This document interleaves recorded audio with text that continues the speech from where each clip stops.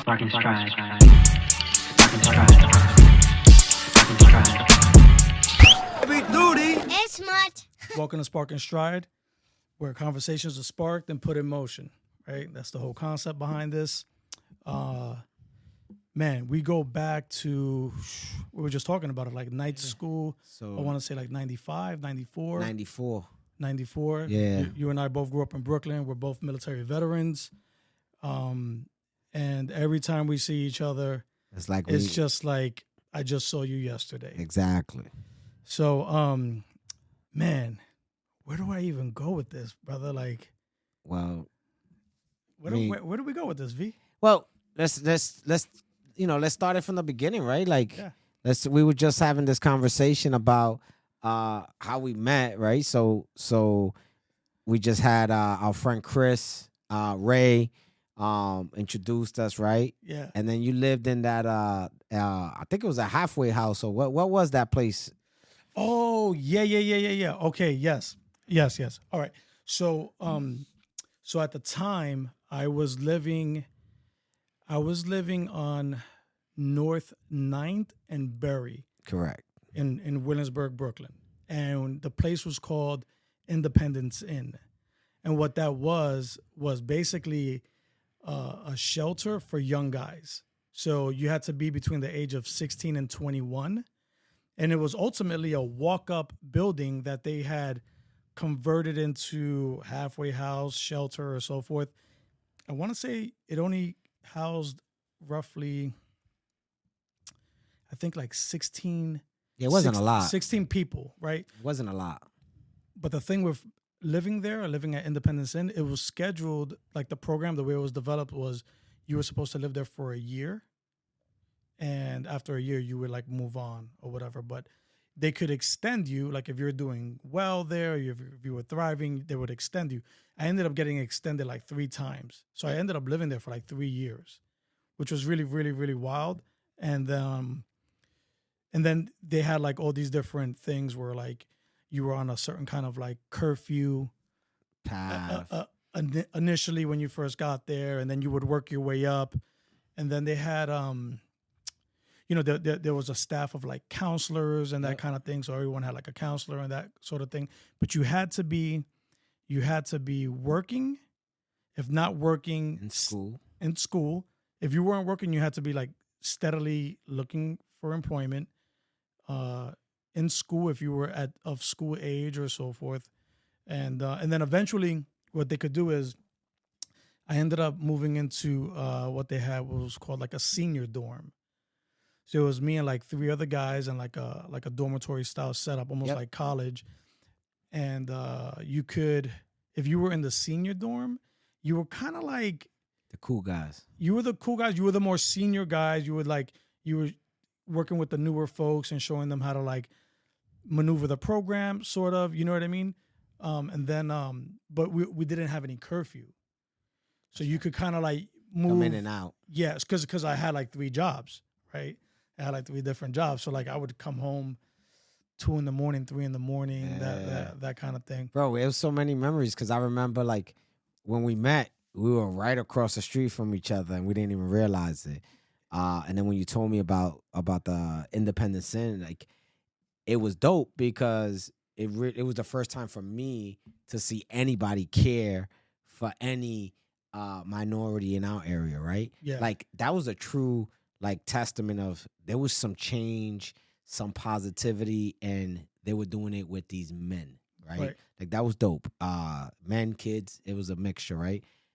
So that's like that always called me, but it was a good I guess meeting you through that, it was a good eye opener, right? Like I guess that was my hood aha moment of like there is good people out here and there is people that care about our growth and development. Because I remember like your counselor used to like ride you if you weren't doing right in school, or she saw you slipping here or there. I remember you used to be upset about it, whatever the case may be, or I gotta go in early because whatever, blasey. Like that was dope. But our relationship, 2023 from 94. So do the math on that. I don't got enough fingers on my hands to do the math. My public math is horrible. Bro.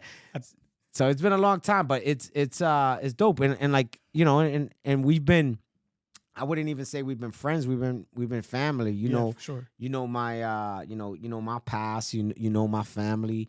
You know my grandmother, my dad. You know everybody. So like that's you know, there's not a lot of folks that I can say that really know everything about me the way we've experienced it, right? So it's been a long time. No, so you know what's interesting is like the folks that I met. So what was the name of the night school that we went to? Washington Irving. Washington Irving High School. Washington Irving High School. Okay, so for those who are listening who did not grow up in New York City during the the mid 90s, pretty much if you were failing out of school, if you were just for whatever reason you didn't have all of the grades needed to fall in line with your graduation date, you could either go to summer school or night school. Some people had to do both. So I picked Washington Irving because I was told that at one point it was an all-girls school. I believe so, if I'm not mistaken. I believe it was an all-girls school at one I didn't time. have a choice, bro. Yeah. So whether it was all boys, all girls, I was screwed either way. So I remember showing up for the first day, super long line to get into the building. I think you get a kick out of this, V. So I was there for like a science and an English class, right? So I show up early. I'm in the English class. I have a seat. There's hundreds of people in this building, right? And there's maybe only 30 seats in this classroom. If that's being generous, there's probably 20 seats. Yeah, you're right. And the entire room is filled. I mean, there are people like standing up, right? Yep. But I have a seat. So I'm good. Like I have a seat. To the right of me is Ray. Ray has a seat. Ray, if you're listening. So Ray has a seat. There's a girl sitting like in front of Ray. And we're just like, the teacher says, hey, if you need there's another English class on the 3rd floor, room, whatever, 315 or so.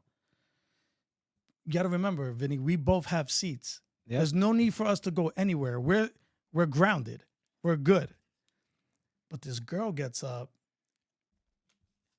and me and Ray look at each other, and I'm like, we both got up at the same time. We're like, wherever she's going, like that's where we're gonna go. Like, so we go like, like two dogs chasing a squirrel.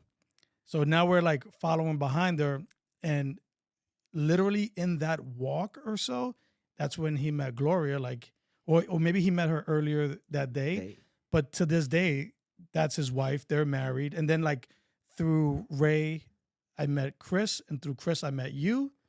And then you and I guess, I think what was cool was that we didn't realize how close we lived. We literally lived catty corner. Like you were across the street from Independence Inn. Yep. And then our relationship just blossomed up, right? Because was that springtime that we did that? Yeah.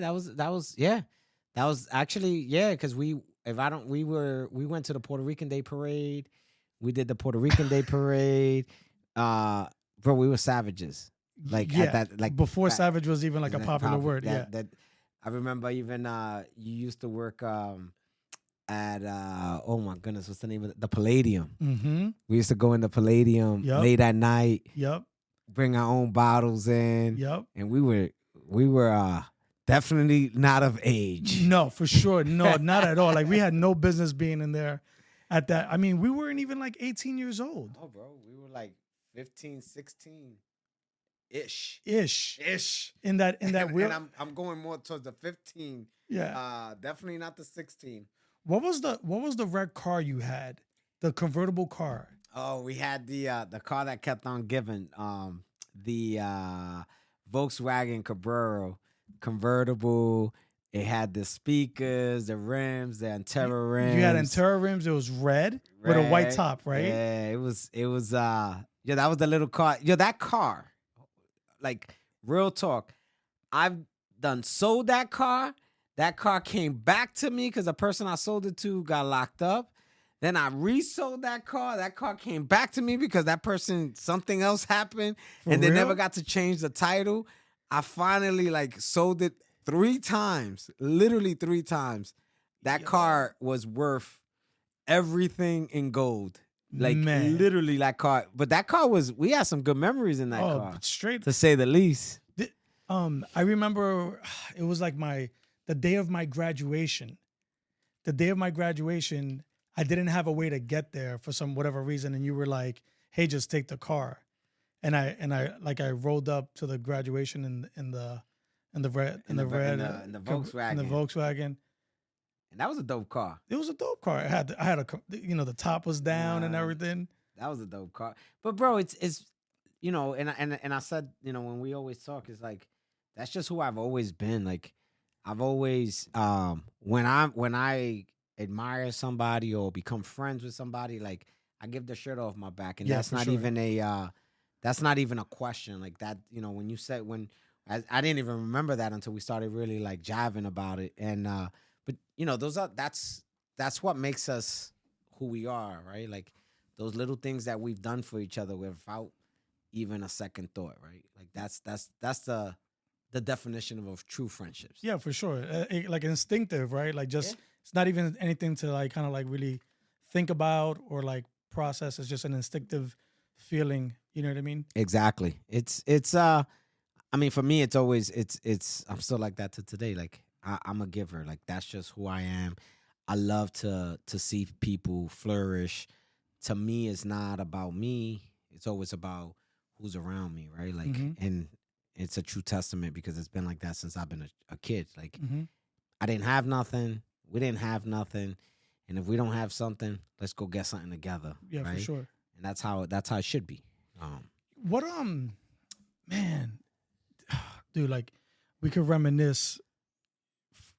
There's just so much. There's just so much history, right? Like we were young guys with nothing. We didn't have anything, right? Like you lived in a rent controlled. Bro, when I first got to Berry Street, that was my first bedroom, like on my own. I slept with my grandmother until I was 16 years old in the same bed because we had a 1-bedroom. Like, I don't say that as a sympathy thing, but that was probably the best day of my life. Like, I had my own room. Like, I actually would feel confident in bringing someone to my house. Yeah. Right? Like, to the apartment. Yeah, it was rent control. Yeah, it was the projects. It was the nicest projects you ever see, right? It was meant for older communities in the project. So it was definitely dope. But that was my first come up. Yeah. For sure. No, but I remember like it was cool, right? Because like as our friendship grew, like you being across the street, me being able to like go see you at your apartment, your grandmother's apartment, just the warmness, the welcomeness, it just felt like home, right? She would cook for us. There was always a plate of food. There was always like, there was never just that, like I was trying to explain this to someone a while back, just kind of like, I forgot what exactly we were talking about, but it came down to the thing like where folks see you or what they will perceive you as being like successful, but success means many different things for many different people, is viewed differently for different people. But success in terms of how it comes or how you become successful, no one ever gets a chance to really see the climb. They don't see the stuff that happened prior. They're only like today, right? Beautiful car you showed up in, right? Thank you. I can see that. I can see the Benz, but then I can also see the Cabrera, right? Because I got a chance to witness the climb, right? The climb, yeah. You meet someone today who they haven't seen your climb. You know what I mean? So, going from those rent controlled apartments and so forth to kind of like what we've been able to accomplish current day thus far, what we've been able to earlier today, doesn't surprise me, not one bit. I mean, I'm listening to you and I'm just kind of like, because we're catching up, right? So you're kind of like telling me like, hey, like I'm involved with this, I'm working on this, I'm planting this seed, I'm watering this, and but to be quite honest, I wouldn't expect anything less from you. You know what I mean? I'm just kind of like, it's cool to hear, but I kind of like Expected it. I wouldn't expect anything less. You know? Well, I appreciate that. You know? Yeah, I mean, it definitely, like I love to see like my brothers that we come up, right? And listen, I'm kind of like the worst person when it comes to politics and everything else because, I'm not a believer of regret. I'm not a believer of handouts, right? I believe in one thing and one thing only, and that's hard work.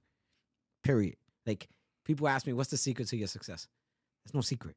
I'll just work harder than anybody else. Period. Point blank. Right. And when I see yourself and I see our peers like come from the same hood and reach the levels that we've been able to, right?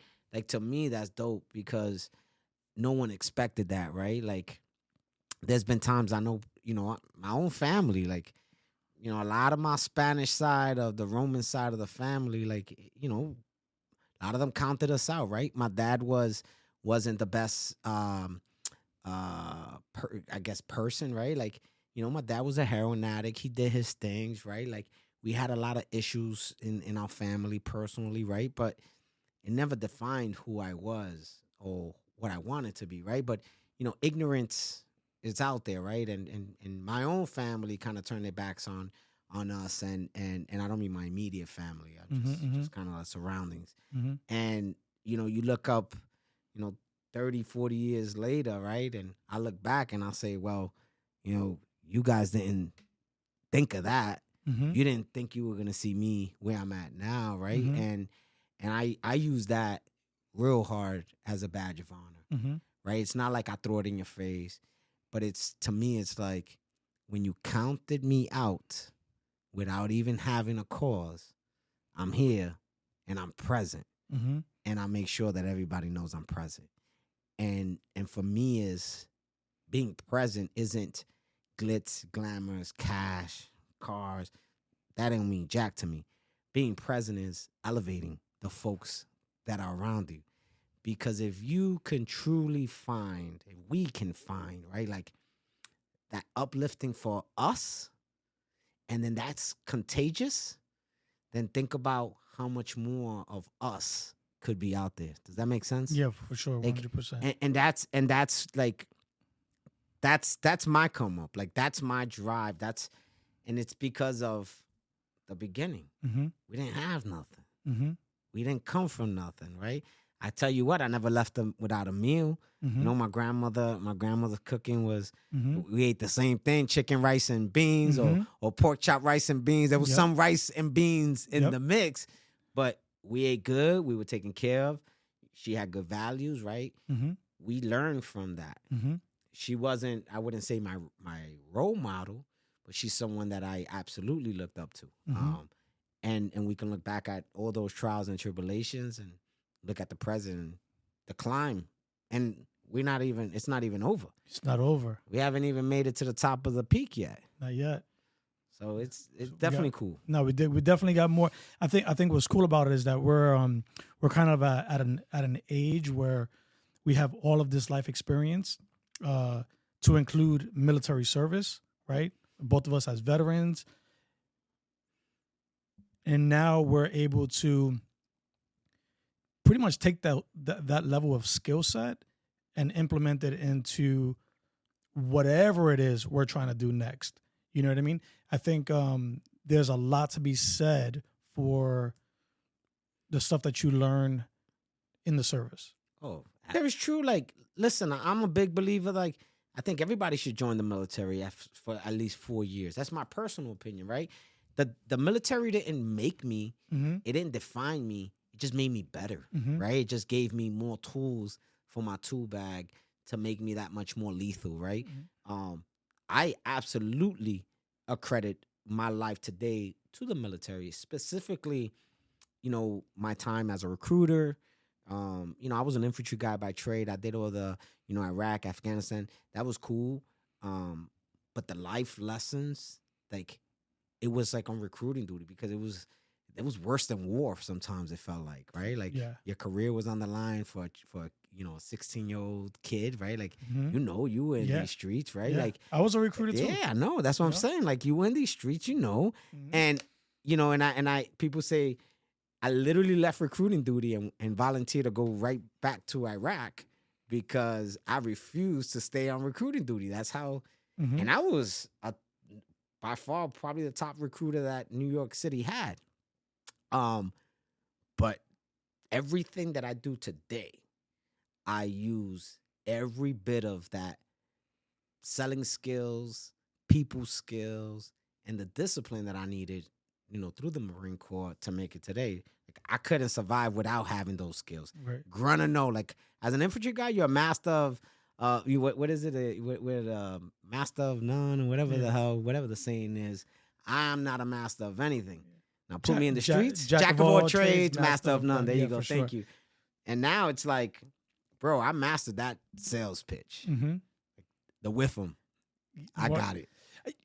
Being a military recruiter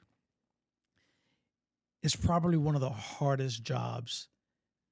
And listen, and I know people watching, they're gonna be like, "Get out of here," or whatever. People they'll light you up in the comments. They're like, "Oh, you're part of the military-industrial complex." Whatever.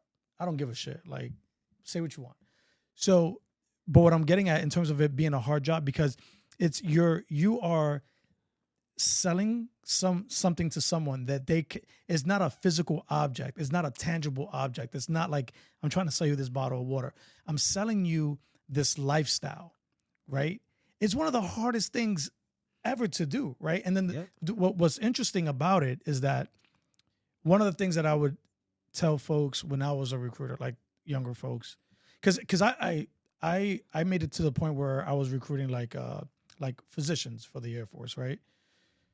So a lot of times, when you're talking to like an 18-year-old or a 22-year-old person, guy, girl, it's clearly different than when you're talking to like someone who's graduated medical school or so forth, right? For those folks, for the most part, hey, listen, these are all the things that you can accomplish and do. I'm the middle guy. I'm the middleman. I'm the agent. So you just need to fill out these papers. I'm going to send you down for a medical physical. Don't mess up. Like, but for a young person, right? You're talking to them or you're selling them on something that you cannot give them. It's not like a product. Nah, it's faith, bro. Like, it's faith. You're selling, bro. There's times that I was nasty. First of all, like I walked up to this one kid one day on Main Street Flushing. I came out. I was starving. I wanted to go to get a hot dog. And this kid was buying a hot dog. And I said, yo, I'm buying you lunch. You coming into my office. I'm giving you a presentation. You joining the Marine Corps. The kid laughed at me. I said, I'm not playing. I'm serious. I'm buying you lunch. My man said, all right, I got 10 minutes. Took him into the office. And I sold him faith, right? Like, I believed it. I believe it. I didn't just believe in it. I'm living it, right? Like, so for me, it was like, you're an example. I'm an example, right? So I'm like, listen, I come from your streets. You want travel and adventure. You want an education. You want the opportunity. What do you want, right? You give them those benefit tags and you talk about what the top three, right? And I put that kid in boots. That was on a Thursday. I had him in MEPS on Friday. He was shipped to boot camp Saturday morning. It was the last day of the month, and by the time the kid realized what he did, he was in Parris Island, South Carolina. Like literally from Thursday evening, I'm chasing documents, getting paperwork, going to his house, telling his family like, "Yep, my man bought a hot dog and a new career." And he's going to boot camp. Oh, by the way, tomorrow. Like, oh shit. Like it was dope, but it was those high points that you remember. But boy, there were so many low points. Yeah. It's a grind. One of my so few things, right? So I'm gonna tell you how I got into recruiting. So I'm in Italy, right? So I went from Korea to Italy. Italy, I did 2 years, right? I was stationed at Aviano Air Force Air Base in Italy. The time of my life, Vinny, I'm talking about, I'm traveling all over the place. I mean, my divorce had just went through. I am chilling. You understand? Yeah. Like all the different countries I'm traveling to. Before you know it, the 2 years goes by, and I'm having a talk with the chief. The chief is like, "Listen, man, like you're not married, you don't have kids, like you're not gonna get an extension, so you should look to do like something else or whatever." Right? He's like, you know what, you should look into. You should look into like recruiting. I think you'd be really good at recruiting. So long story short, I look into it. So fast forward a few months later, now I'm a recruiter in New Jersey. I was like the Middlesex County Air Force recruiter. So my very first troop was a young girl. Her grandfather was in the Air Force, so he brings her in. This is my very first. This is my very first applicant. She's supposed to leave. She's shipping out, and she gets on the scale, bro. She's literally like 5 pounds, like not even, like she's maybe like 4 pounds overweight. And I don't know about for you guys, but for us, that's a death sentence for a recruiter. Like if your applicant because what's going to happen is, for those that are listening, what's going to happen is you're going to go back to the MEPS, the Medical Entry Processing Station, and you're going to go back through their process to ensure that your qualifications haven't changed since the last time you were there. One of those qualifications is your height and weight. So if you do not make the weight, you cannot leave to basic training. And it counts as, for an Air Force recruiter, it counts as what they call a ship day cancellation. That is the worst. You might as well just hang it up, sacrifice your firstborn, because it's that bad, right? So I am freaking out. So I call my boss. I'm like, man, I don't know what to do, right? Like, because now I'm scared, because I'm like, if I send her down there and she like, that is my first one. Yeah. How can you get a ship day can with your first one? And reflecting on it now, it's like, who gives a shit? Like what? But when you're in it, it's a big deal, right? Big deal. The stories you got on recruiting duty is crazy. Like, we flip cars, and forget about whether we were okay. My man, Stasson Fagan, or Gunny Fagan at the time, Gunny Fagan goes, yo, he sticks his hand out the window and says, here's the paperwork, take him to MEPS, like the applicant. So they just flipped the car. The kid was okay. I took the kid, forget about my boy Fagan. He's in the car still. Wait. Hold on a second. Please, hang on. So you're saying that a buddy of yours, he's a recruiter? Yep. So he's driving the Govy. Yep. He gets into an accident. He flips the car. With an applicant in the car. Yep. Calls you. Yep.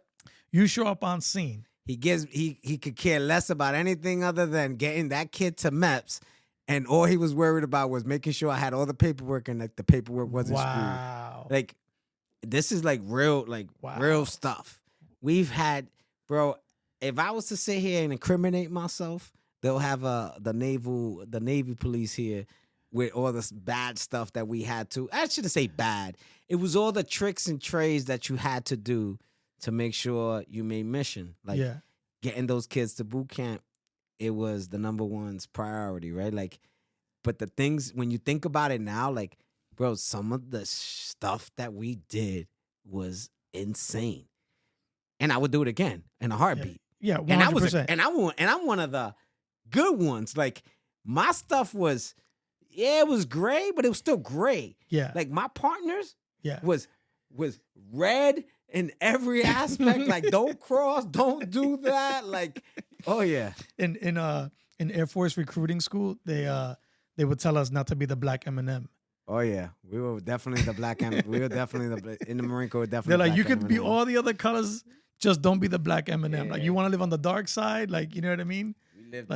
We had no choice. It's the Marine Corps. Like, it's different, bro. Like, you guys were good because everybody wanted to join the Air Force. You guys turn people away. I used to sit down Saturday mornings when my Air Force recruiter counterpart would not show up to work, and I wait right there in the chair, and his applicants would come in. And I'll ask him, what did they score on the ASVAB? He'll be like, 50 and above is an alpha, or 49 and below is a bravo, right? So that's significant. So I would be like, hey, you're a bravo? Hey, he ain't going to take you, man. Let me call him, and he's going to say the come talk to me. And my man would. Yeah. Like legit. Because he had so many applicants. We had to fight for every single one we had. And, you know, he was good, though, too. He was a Mets for a long time. I think he retired as a recruiter. But good times.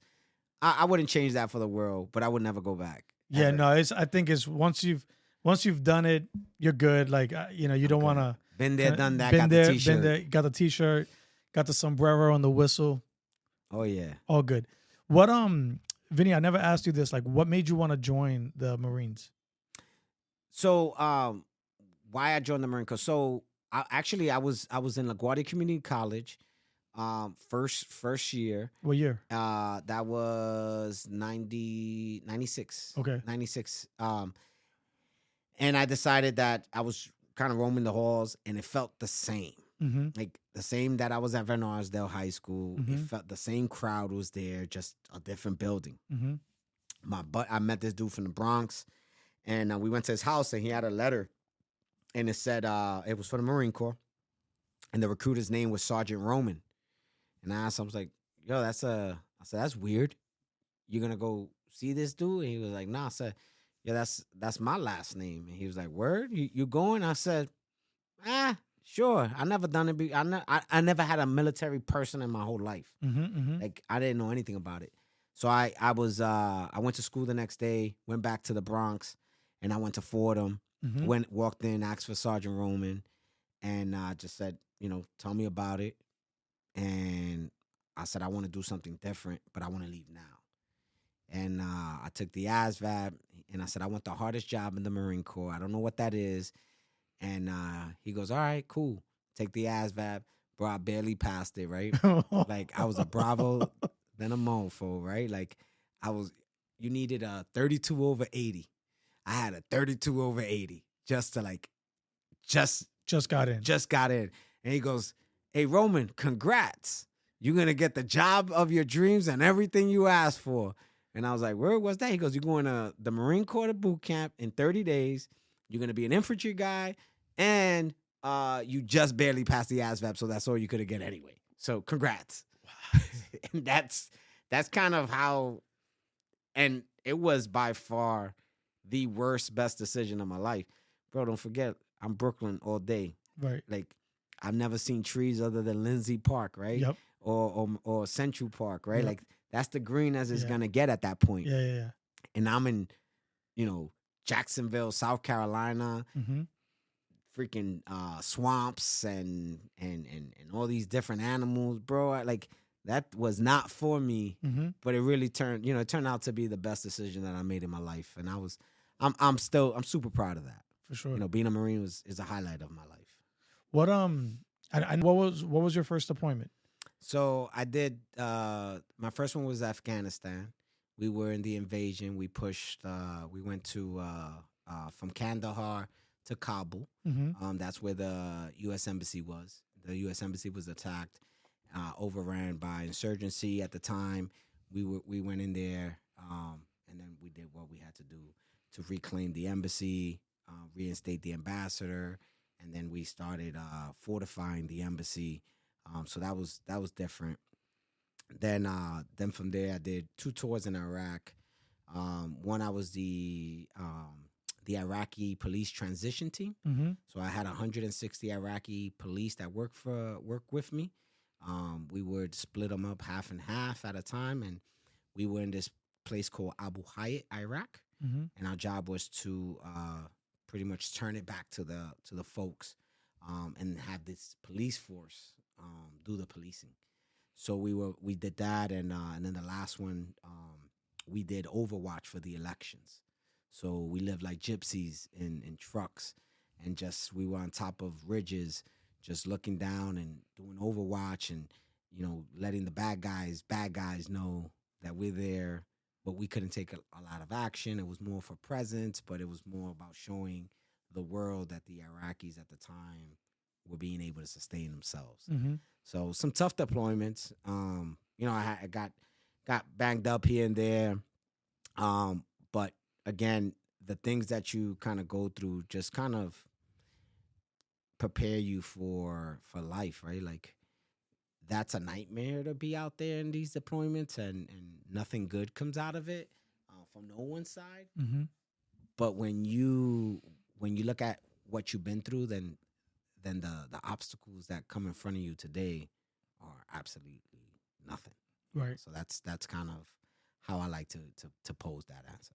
What do you think was one of like the toughest experiences that you like remember the most about those deployments?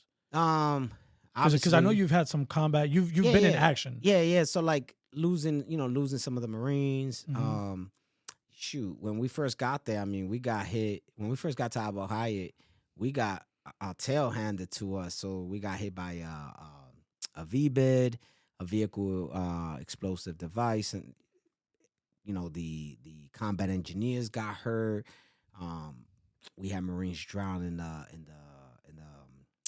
the water. It was just things after things after things, and it's. And one of the things, especially in the Marine Corps, when you lose a life, especially of a brother, right? Like, you don't have time to dwell. Mm-hmm. You gotta tie your boots back up, and you gotta kind of push it, right? And we had to do that a lot of times, and it's tough, right? It's tough to swallow that, because one minute you and I are talking, and the next minute, we sending you back in a box, right? Mm-hmm. Like, unfortunately. So those are the things that you kind of remember the most, right? But then you also remember the triumphs, right? Like, we had one of our gunners.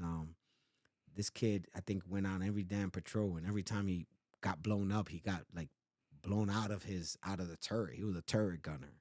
Oh, wow. And it was like time after, it was like we didn't even want him to leave the wire anymore at that point. But it was like going back and looking at him now and seeing his accomplishments now. It's like, the world is our oyster, because if we could overcome that, right, for sure, there's nothing to come. So it's scary. I try to look at it in perspective, right? Like, and then fast forward to today, right? Like, the ultimate question is, was it all for nothing, right? Sometimes it feels that way, but I think we did a good job. Our job there was to liberate some people. I don't think we accomplished that as a whole, but. I guess we gave it the good old boy try, but I have zero regrets. Yeah, I would jump on that bandwagon any given time. So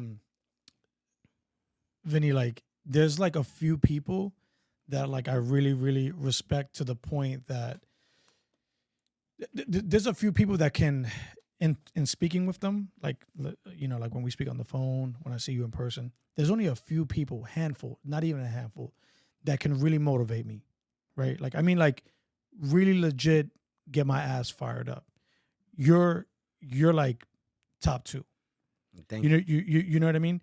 Like, no bullshit, Vinny. Like, you're the person that, like, if we were on the front line, if we were on the other side of the wire, that I would follow. You know what I mean? Mm-hmm. Like, I would follow you into, not because I'm a childhood friend of yours, simply because of like what I've known you to be and do, like, especially like as a leader. You know what I mean? Because a lot of what you've done has been by like action, not just like word of mouth, or you know what I mean? Like, you're not just like speaking on it, you're actually like doing it, right? Like, you're leading by like example.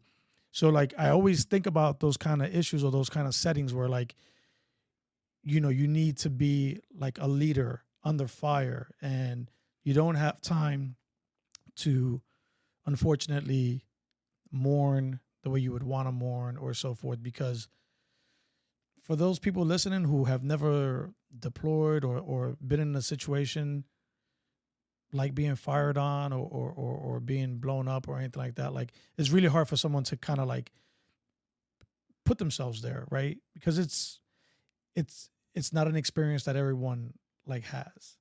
No, right? And it's tough, right? And it's tough, and and you're right. Like, a lot of it, a lot that I've been able to accomplish is because I've had to think about the other person rather than myself, right? A lot of times, and I really think that has always been one of my best attributes to date, right? Because I'm a leader, but I always use the team concept, right? So together, everyone achieves more.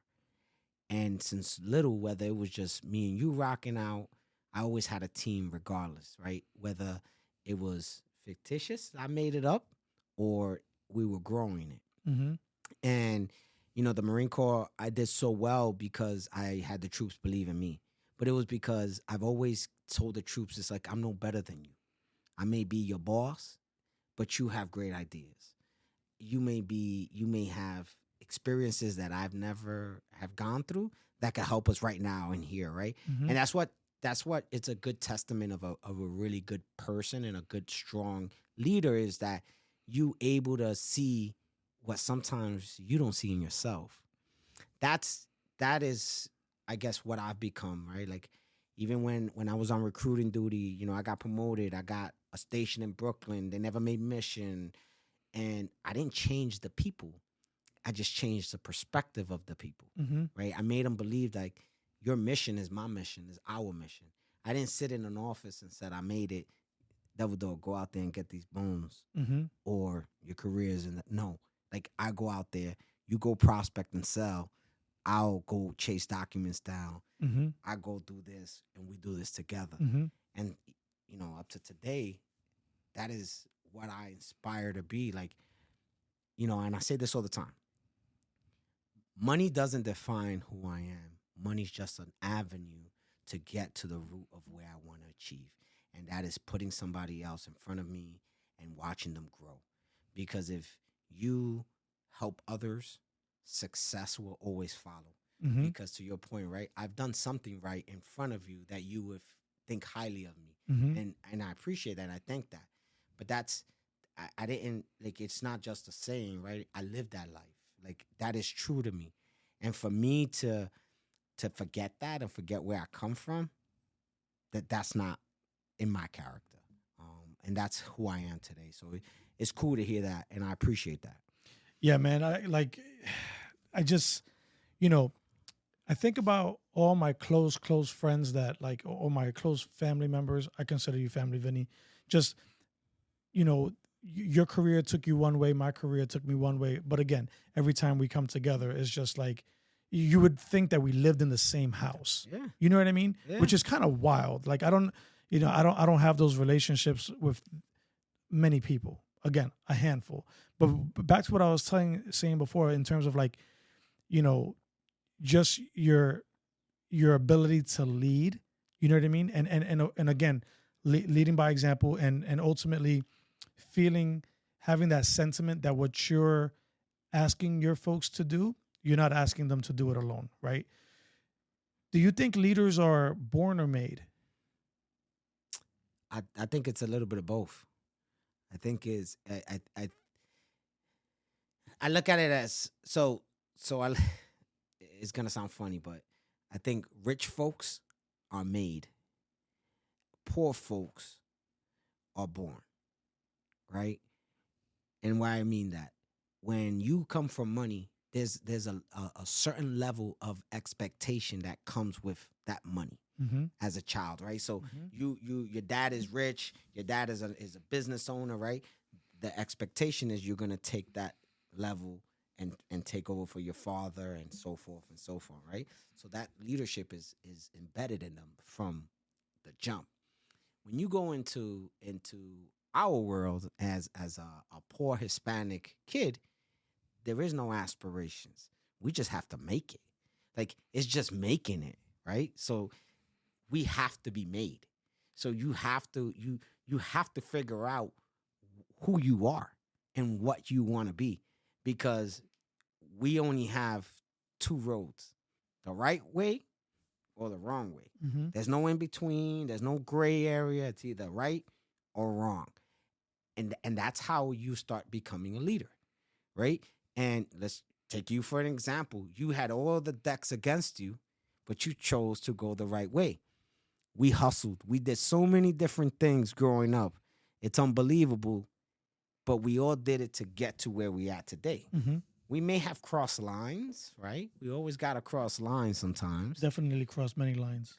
But getting to today, it's something that it's a choice. So the answer in a long-winded way is, Leaders are born and made. Born if depending on the spoon that you given, made is depending where you want to make it. So like I'm ruthless and I refuse to fail.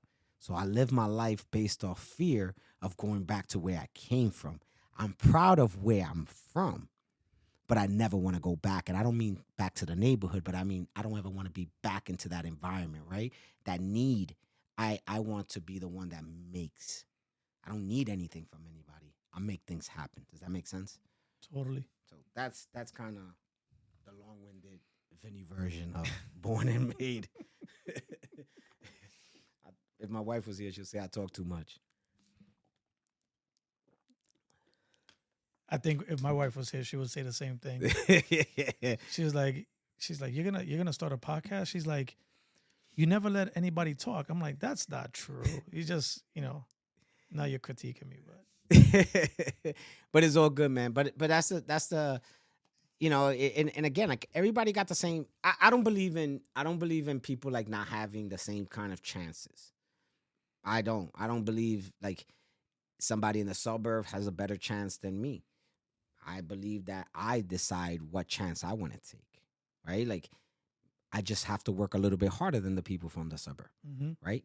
They know better than me. They know worse than me. We just have a little bit more obstacles in front of us, and we have to make a tough decision from young whether what path we want to take. It's the biggest difference. 100%, man. I find myself a lot lately, like just reflecting. For some reason, like the past few months, I've been doing like a lot of reflecting. I've been trying to like learn how to meditate. So a buddy of mine, he's Buddhist. He gave me this book. I've been reading it, and it's just talks about like and I'm gonna like mess this up, but talks about how everything that happens in life is there were things that happened prior to like for the build up. So there were things that have happened prior to us meeting. This instance that we are, this space that we're occupying, this present, there was something that built up to us doing this right this minute, right? Right. So, and you just explained to me that like that's in all parts of your life, right? Almost similar to like a wave hitting like a seashore. You know what I mean? After a while, like it builds up. It builds up and so forth. So what I'm getting at with that is that I've just been doing like a lot of reflecting, and I start, just really thinking about just all the different times it could have gone wrong, and it was like supposed to go wrong, and it didn't. For whatever reason, it just didn't go wrong, right? And there were just many instances where I don't know, and I don't want to make this like a sob story kind of a thing, but in terms of like my reflection, like for instance, completing 24 years in the Air Force, right? That's been on my mind a lot lately, because it's you kind of like know that it's coming because you're gradually building up to it, almost like watching a movie. Like the movie's gonna end, but you're so into the movie that you like then you come to the end of it. You're like, oh, it's your whole a young adult life you institutionalize, right? Like you should feel that way. Yeah. So just just reflecting on that, right? Reflecting on, growing up in New York City, growing up in Brooklyn in the mid 90s, coming from very humble and tough beginnings, right?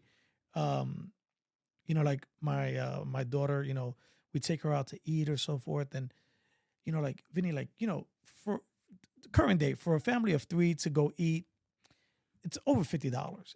It's probably over $100. $100, yeah. Right? Now, granted, inflation, yeah. But what I'm getting at is that in part of my reflection, I remember vividly, like when we would get like our basically like our welfare check at the beginning of the month, right? So now it's like electronic with like a debit card, but back then, when we were living in the projects, it was just like a booklet of food stamps with a perforated. The $5, the $10. Yeah, the ones, the fives, right? And just thinking back on that, I think I want to say that we would maybe get, and this is again like being generous. I think we would get like I know for a fact it was less than $200. Yeah, it was less than $200 in food stamps, and then you would get like a little bit of cash, subsidized for the cash. Yeah, and I just remember like, we knew when the mailman was coming.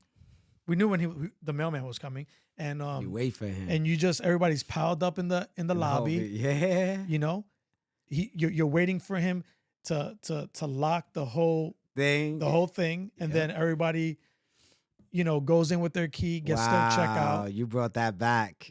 Like that's a fact. Like I remember that. Like you literally, the only piece that you're missing for me. My aunt used to drink Coca-Cola, nonstop, her and her husband at the time. And they used to make me go take these damn Coca-Cola bottles across the street to the store for 5 cents. Right. And Brooklyn dudes know, like, you in the street, they're making fun of you. Like, they used to go, there goes Vinny. He's going to go get that money for the rent money. Let's go. Mm-hmm. And, like, it was embarrassing. Yeah. Like, bro, I remember, like, I hated those days. Yeah. So when we finally got our apartment in the project, so we were transient for a long time, and then finally we got like stable housing in Howard Projects in Brownsville, right? So my mom would send me to the store with the food stamps or whatever, right? So like the crazy thing about it, like, and I know you know this, but like you would go to the store back then, and like literally with the food stamps, which you're not supposed to be able to do, you could buy a pack of Newports. Yeah, cigarettes. Right? Like my mom, like, get me 2 packs of Newports, get me, the Lucy's. At the time you can do Lucy's. Right? So it was always like gallon of milk, bread, ham and cheese. Pack of cigarettes, right? So when we first moved into the projects, every time I would go to the store, I would get jumped by the other neighborhood kids. Now this goes on for like maybe like 3 days in a row. You know what I mean? Yeah. Like to the point where like, number one, I'm getting beat up. Number two, they're taking the bread, the milk, the cigarettes, whatever change I had from, right? Like, so now I'm coming upstairs. Now I'm empty-handed, right? And my mom was ruthless, dude. Like, she was not about any of that, right? So sure enough, I got to get it from her, right? She drags me downstairs. They're gone, right? Second day happens again. Drags me downstairs. They're gone. The third day, this day, my mom's like, she went and grabbed a pillowcase and threw some Goya beans in this pillowcase. My mom got this pillowcase in her hand. She takes me downstairs. They're there. My mom gives me the pillowcase. She's like, the biggest one, him first, and then the rest. So it's either she's either gonna go upside my head with this pillowcase with Goya beans in it, cans, or I'm not gonna, so funny. But long story short, what I'm getting at is that those kids end up becoming my best friends. But you know what I mean? But it's just, you had to go through this unfortunate, tough situation. You know what I mean? It's almost like, pray or hunt. Like, you know what I mean? Are you gonna be taken advantage or you're gonna survive, right? Like, and we all gone through that. Like, I remember we still acquaintance with some of them. We still friends with some of them. Like, it is part of life. But I think it's it's a part that doesn't define us but made us, which is cool, right? Like, we can say we went through those instances. I've been through it. My dad, either you whip this kid's tail or I'm gonna whip your tail. One way or another, somebody's getting their tail handed to them. Period. Point blank. Right. That's the hood. Yeah. Now it's changed, but that was the hood. So like going back to like reflection, right, and thinking back on all these things. I mean, you're a father. You have two beautiful children, right? Mm-hmm. I have a little girl. I look at my daughter all the time, and I'm just like, man, like she's never gonna know what that is. She's never gonna know that life. You know what I mean? It's yeah, and I'm on the fence sometimes, and I say this to my kids all the time. My daughter is my mini me, Mm-hmm. down to the T. My son is more like my wife, reserved, quiet, right? Mm-hmm. And you would think that my daughter took a page off my playbook. Mm-hmm. She's hungry, passionate, aggressive, yada yada yada. But she never went through those experiences. One of the things the reasons we live upstate is because we didn't want that. But sometimes I wonder if that is what made me today the man I am. Did we miss that for them? Right? Because my son is super reserved, good kid. He sees the good in everything, right? But that's not reality sometimes, right? Right. My daughter is, you would think she grew up in the hood too. Like, I don't understand how that dynamic works, but the point that I'm trying to make is like, sometimes I'm on the fence. Sometimes I feel like, being in New York City really makes you grind and gives you that grit and that tenacity Mm-hmm. that you need to make it in this world. Mm-hmm. But then I see my daughter, and it's like, well, did it just miss one generation? Because my daughter she has that. You would think she's from there. Mm-hmm. My son is the opposite. He's more compassion. He cares. Not that my daughter doesn't care, but he's more into the goodness of everything. Like, I don't think I guess in Spanish the word is malicia. There's no like malicious intent. Yeah. Like, He doesn't have like a bad bone in his body. He doesn't have a bad bone in his body. Yeah. Not to say that us New York, us New York Brooklynites have bad bones in my body, but we've experienced enough bad that we want to do good. You know what? Like growing up in the city, I would always maybe it's like traumatic experience, but at any moment, anything can happen. I mean, like it could be a rainy day. You think like it's a rainy day. No, like it could happen.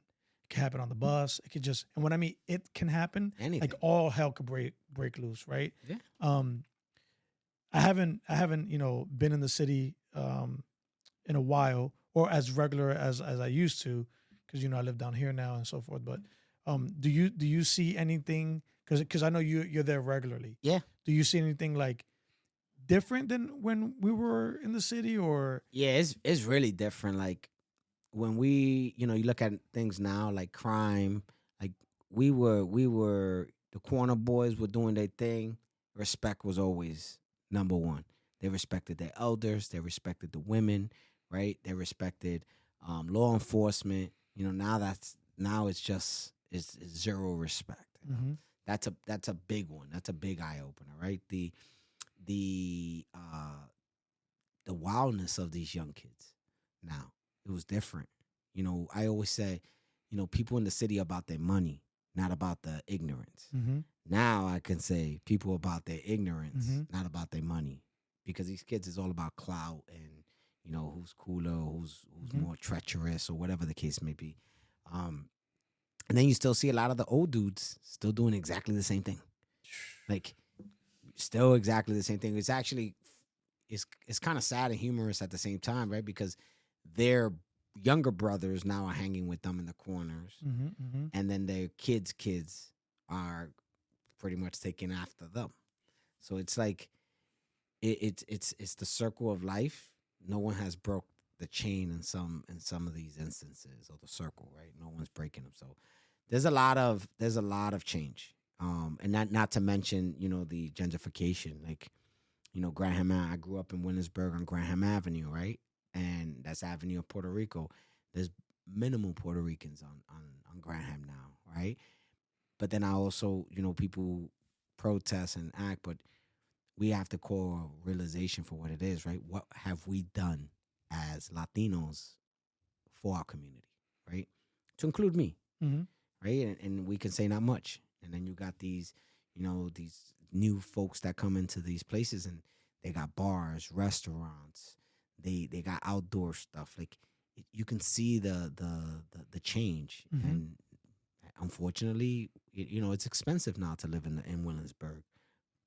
But you can't be mad at anybody for that. Right. Can't. Yeah, it's like just it's a like fact. what do we say in the military? Change is the only constant. Change is the only constant. I think it's unfortunate though that like as a community, but hang on a second. So like you got to think about kind of like what we were saying before, right? Like what we were saying before in terms of like, are you born or made, right? So some folks, they're coming into a situation like with, I wouldn't say like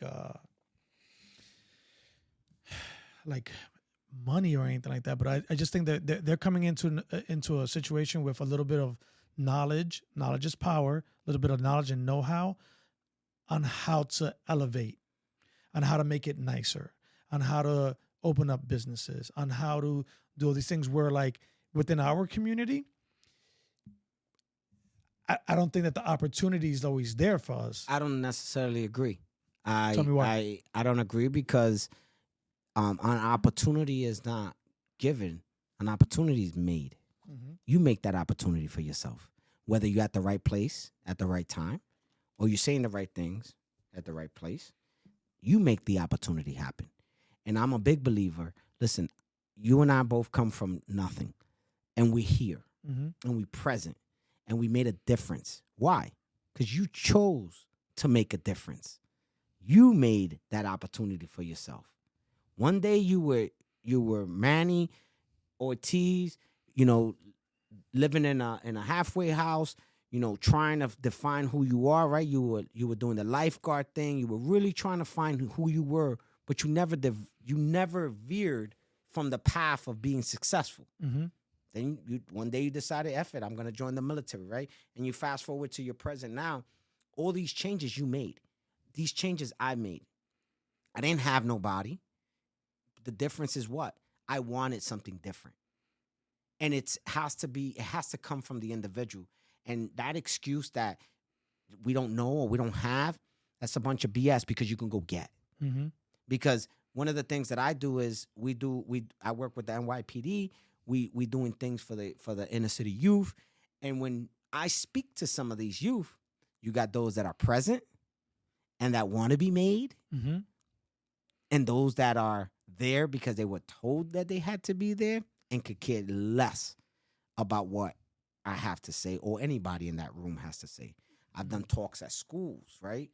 That I'm literally going, hey, can I have your attention for 5 minutes? Like, this is good information for you. And in return, they give you the deer in the headlight look, right? So it really depends on the person. I got family members that they make all these excuses and they doing the same thing. Oh, I don't want to sell drugs, but I have to sell drugs because I got to get to this. Mm. In order for me to get to that, I got to go through this evil, right? How about if you would get up, go to work, save your money, work, save your money, work, save your money, educate yourself, get a degree or do something, and then get to your dream. But everybody wants to cut the line and want to get to the path without any resistance. That doesn't exist.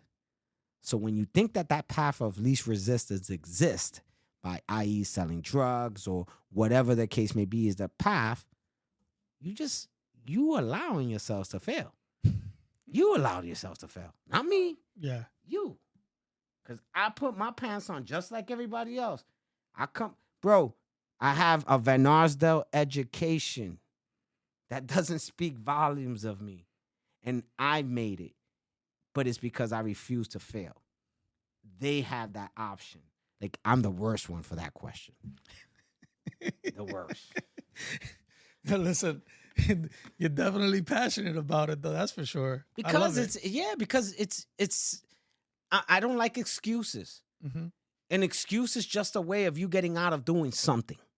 Get your ass up, go to work, educate yourself, and go work harder than everybody else. Listen, when I first got out of the Marine Corps, it was a shock, right? Like, yo, I don't wear my uniform tomorrow. My first job was being a manager at Walmart. At Walmart, bro. You want to talk about being a gunnery sergeant in the Marine Corps, running an infantry battalion, being a company gunny, like all these things. And I'm here as a manager at Walmart. And I literally was in a suit every day at Walmart, bro, cleaning a toilet because the employees refused to clean a toilet. And I went in there, put up a plastic bag, put it on my arm, dug the crap out, flushed it, cleaned it. But I did that to prove a point. If I'm able to put up my sleeve and do this, everybody should. And yes, I won Heart to Minds. Great, got it.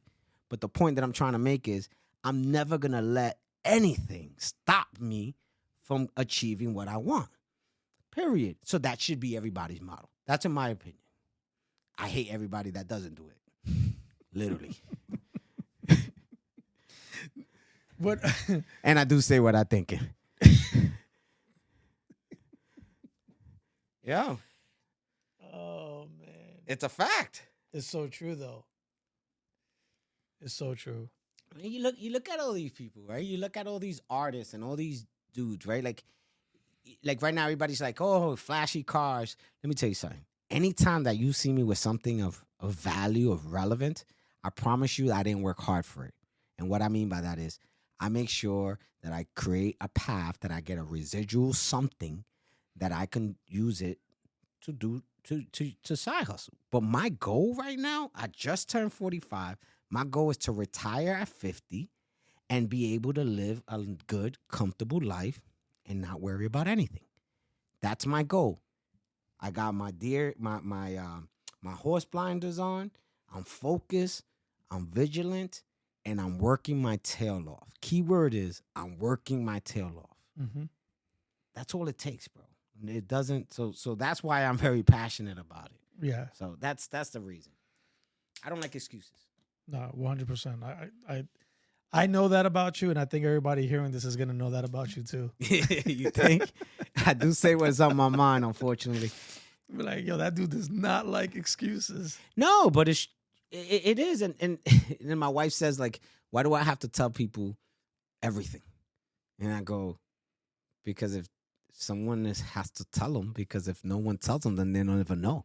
Mm-hmm. Like, I am kind of a douche in that way, in a nice way, but like, I'm gonna tell you, like, yo, bro, like, that's a really bad idea. Like, why are you doing that? Yeah. And then Jay would be like, why don't you mind your business? Like, I go, if I don't say something, then he'll never know, or she'll never know. Right. Like, I ain't here to hug you and pat you on your back and say you're doing a fantastic job.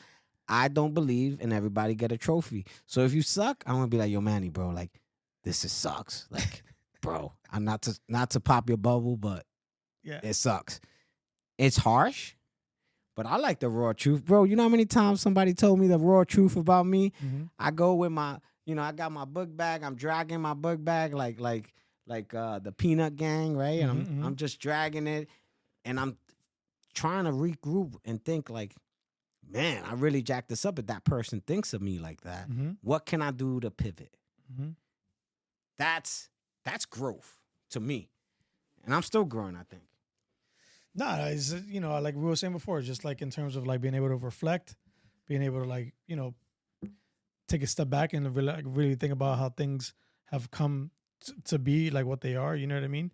And then, I think, again, where you're at right now has been like a continuous buildup of what you've like been experiencing, prior.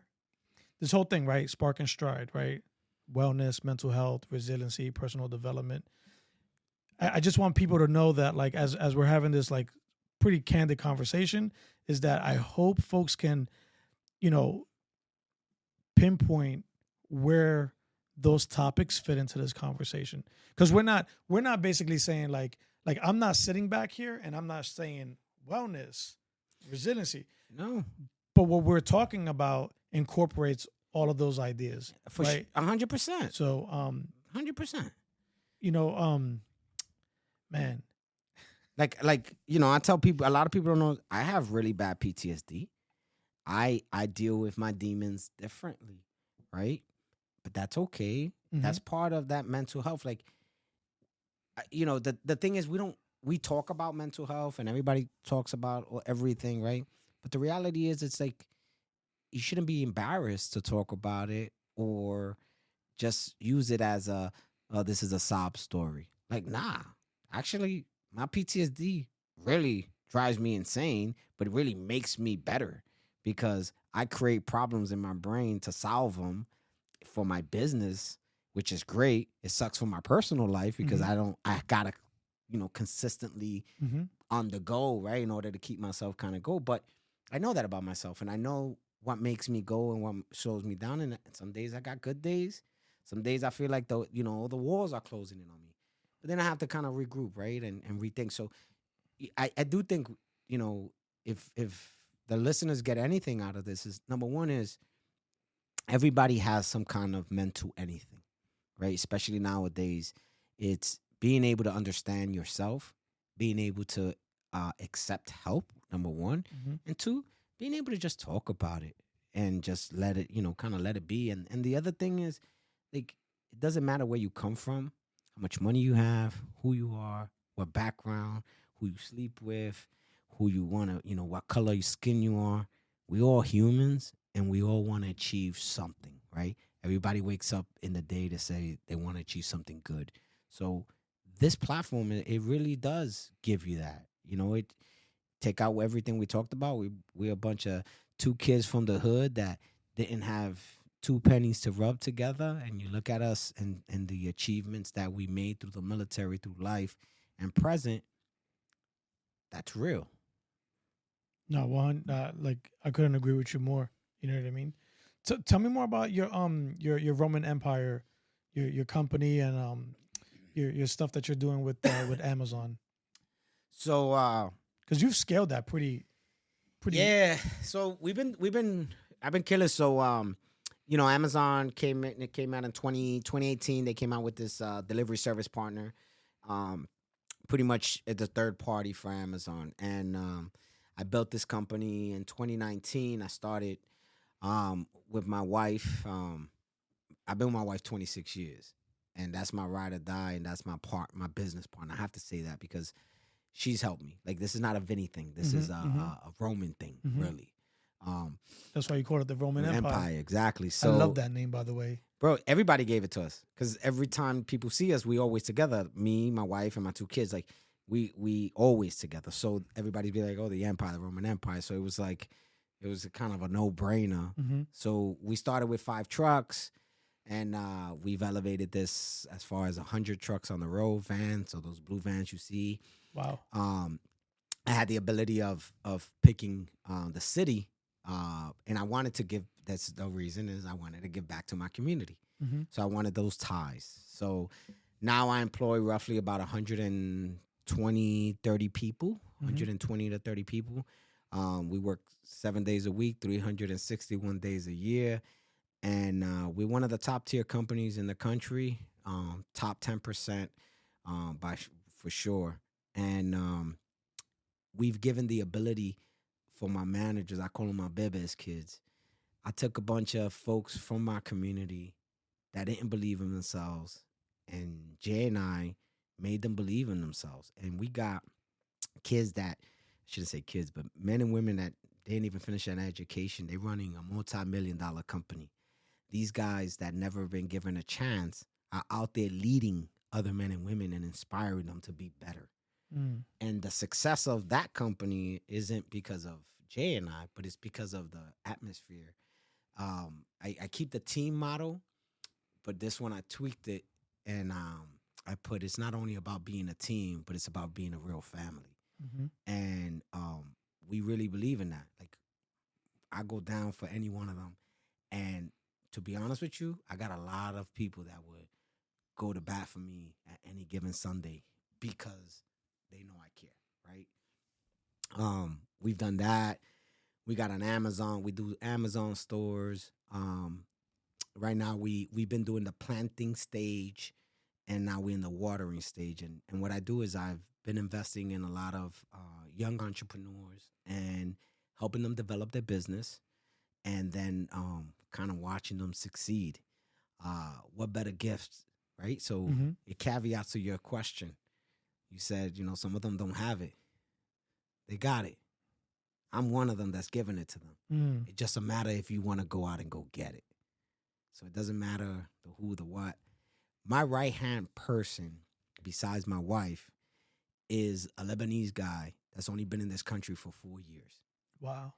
And Mo is not only a friend, but he started as an employee. He's my partner, and he's like my brother.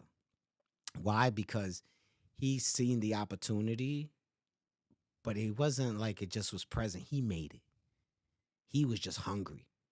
And my wife didn't like him from day one, because he told my wife in the interview, like, I'm actually educated in my country. I'm just here doing Uber Eats because I have no choice, because I've only been here. I have no papers. I just, I got I don't got my citizenship, so on and so forth. And my wife was like, "You really gonna hire him?" I said, "Hell yeah, I'm gonna hire him. He breathing right now. Hell yeah." This is like when we first started. Like hell yeah. I need everybody that got a pulse, right? And you fast forward 4 years. He runs a multi-million-dollar company.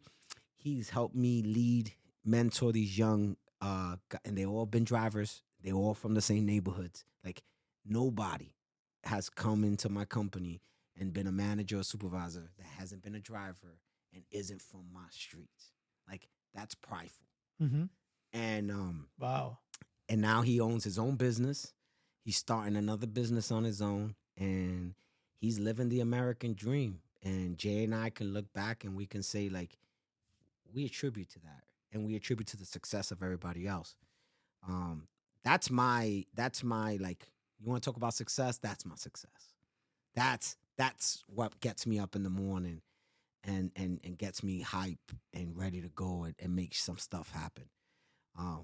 So it's unbelievable, these opportunities that we've been able to give. So we got that. We do a risk assessment company that I partnered up with a couple of friends of mine, another Air Force buddy of mine. He's living his best life, his best dream, and it's all out of candid conversations like this. And bro, the power of people is it's incredible. It's incredible, right? It's incredible. And I think that in the next couple of years, I think the next 5 years, I'm gonna, the goal is Mo is gonna be in charge of everything. I'll be in charge of nothing. We hand their stuff down to the teams. They run these companies. Jay and I kind of ride off into the sunset, and we could look back and say we did a lot of this for our folks in our communities, and we don't stop. I'm still doing the Toys for Tots thing. That's a big thing too. That's a huge operation. Yeah, man. I cover 1.4 million square miles. So from Poughkeepsie to the border of Canada. Wow. Last year, we did 326,000 kids got a Christmas because of us. We did, it took us 36 days, $5.2 million in gift and kinds. And we distribute all that through 14 counties, not including New York City. New York City, we helped them out. That was a whole different situation. So that's huge to me. And we built we built some things in the community that were like, we grew this from 60,000 kids that were getting a Christmas to 326,000 kids. Like, we were doing 100K. Now we're doing 5.2 million. Like, and it's all volunteer driven. I have a Marine staff sergeant, his wife, one of my really good friends, one of my best friends, Pat. He's my right hand in Toys for Tots, and actually I took a step down and he's running it. Wow. And like, bro, like, that's the thing. Like, I was a recipient, and now we over here giving hundreds of thousands of kids the gift of Christmas. Man, what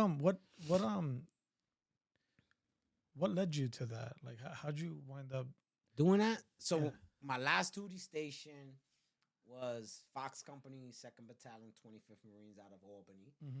And I was voluntold to run Toys for Tots. Okay. And as an active duty Marine, we know about Toys for Tots but we don't. It's a reserve function. So, it is. So it is. So we really don't know much other than what you see. Right. After I get there, my CEO goes, "Hey, you running Toys for Tots?" And I'm like, "Oh, this is great." Like I had no idea where to start. Fast forward, I fell in love with it.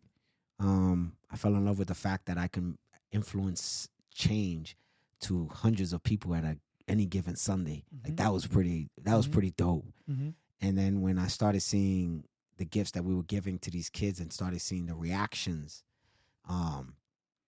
it was addictive. Because in all these different non-for-profits, right? You got those that are looking for a cure. They want you to donate to fix something, right? We're not fixing nothing. We're not curing. We're not researching. We're literally changing the lives of these kids on Christmas Day to show them, whether it was their dad, their mom, their parents, Santa, that even though all their trials and tribulations, on that one day, it's all gone by that one brand new toy. So think about, I've met so many Marines that joined the Marine Corps, especially from other countries, because their first experience was with a Marine Toys for Tots, which is dope. So that's how I kind of got involved in that.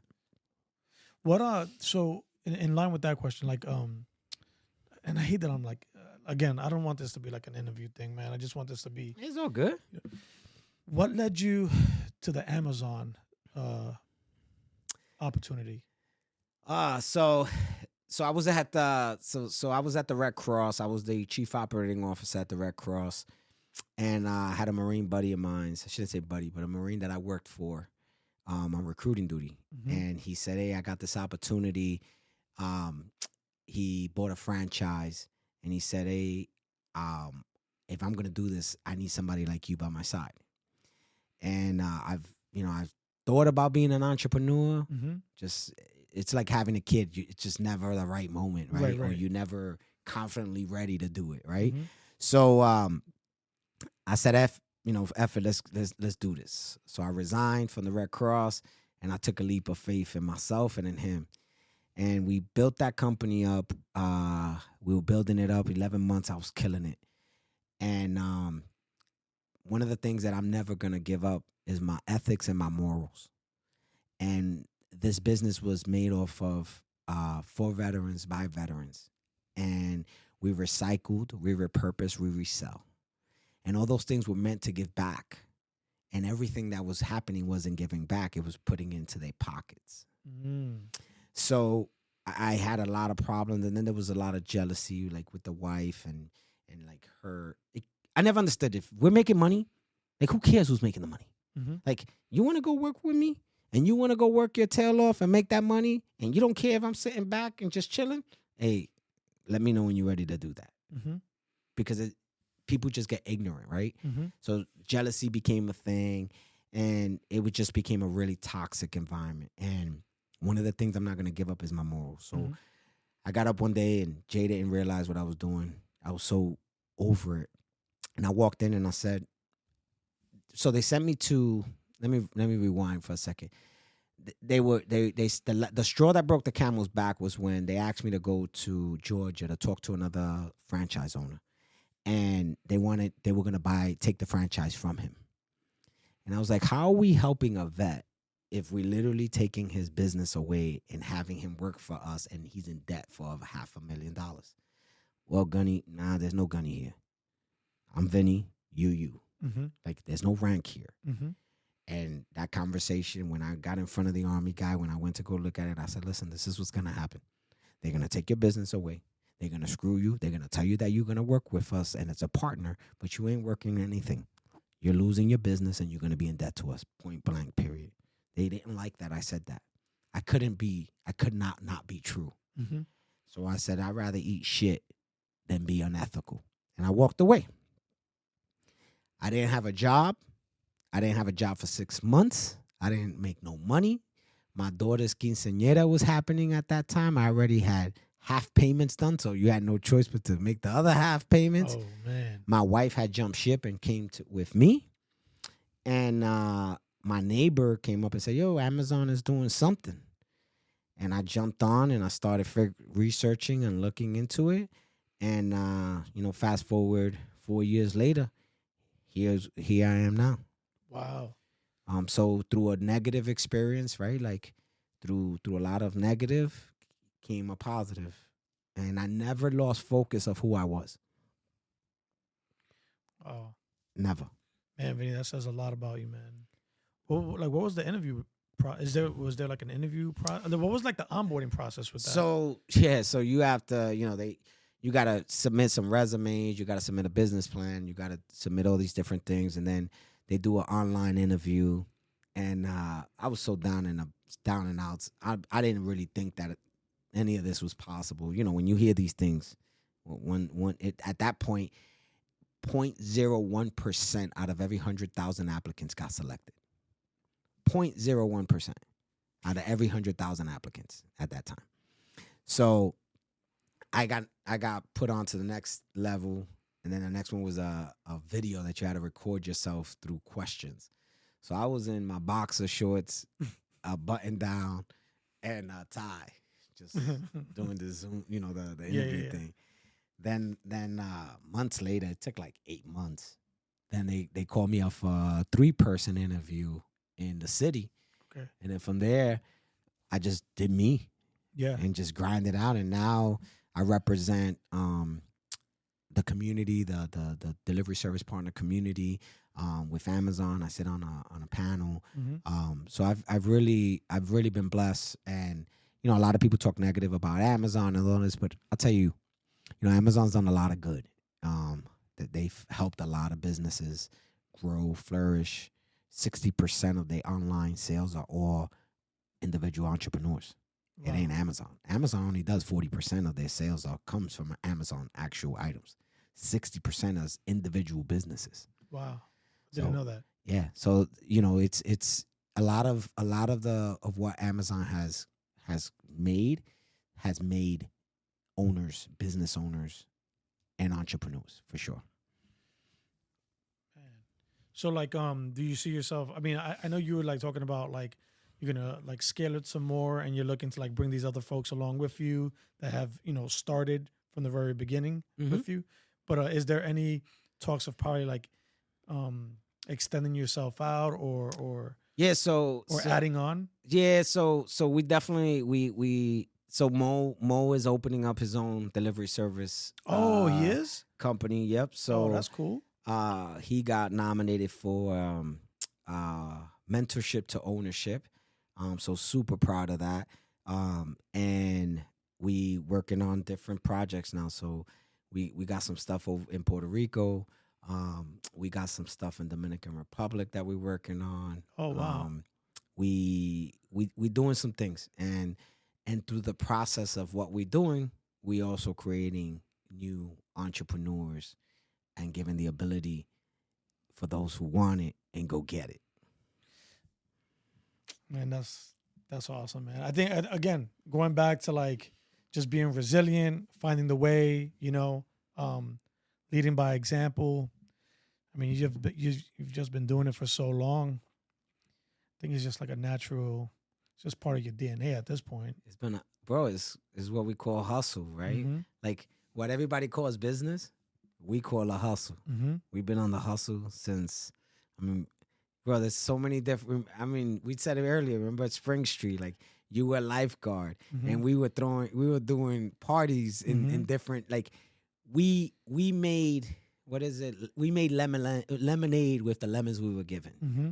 And now we've just taken, we own lemonade stands and stores and everything else. But like think about this though, right? Like some 20-something years ago, the fact that like fast forward to current day where you can set up a studio in your house, set up some microphones, and I'm not trying to like make it sound like, it's the most easiest thing because it's not. Maybe for some it is, but for me, this has not been easy.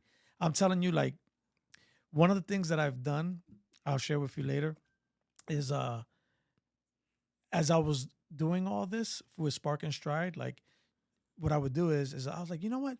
Maybe it'd be a good idea if I just had like a camera rolling, like while I'm like doing stuff. You know what I Mhm. mean? Just to capture like, it's like some B-roll from like behind the scenes.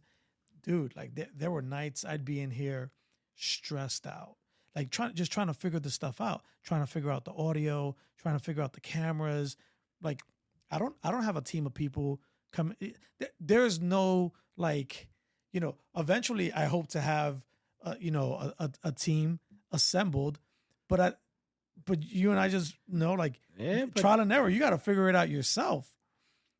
I can't train anyone on something that I don't know how to use myself. You know what I mean? bro, that's like with me and Mo, we make we laugh all the time, right? Because right now we have 14 supervisors just for Ariel.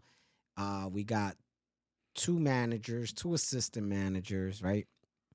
And I did everything by myself. Wow. I went from 5 trucks to 40 trucks by myself with zero help, just Jay and I. Wow. Jay would handle the phones. We started work at 4 o'clock in the morning, and we didn't finish till 11 p.m. at night. Wow. 7 days a week, right? So when I look at my 14 supervisors and they'll fumble the ball, and I'll be like, really? And they go, well,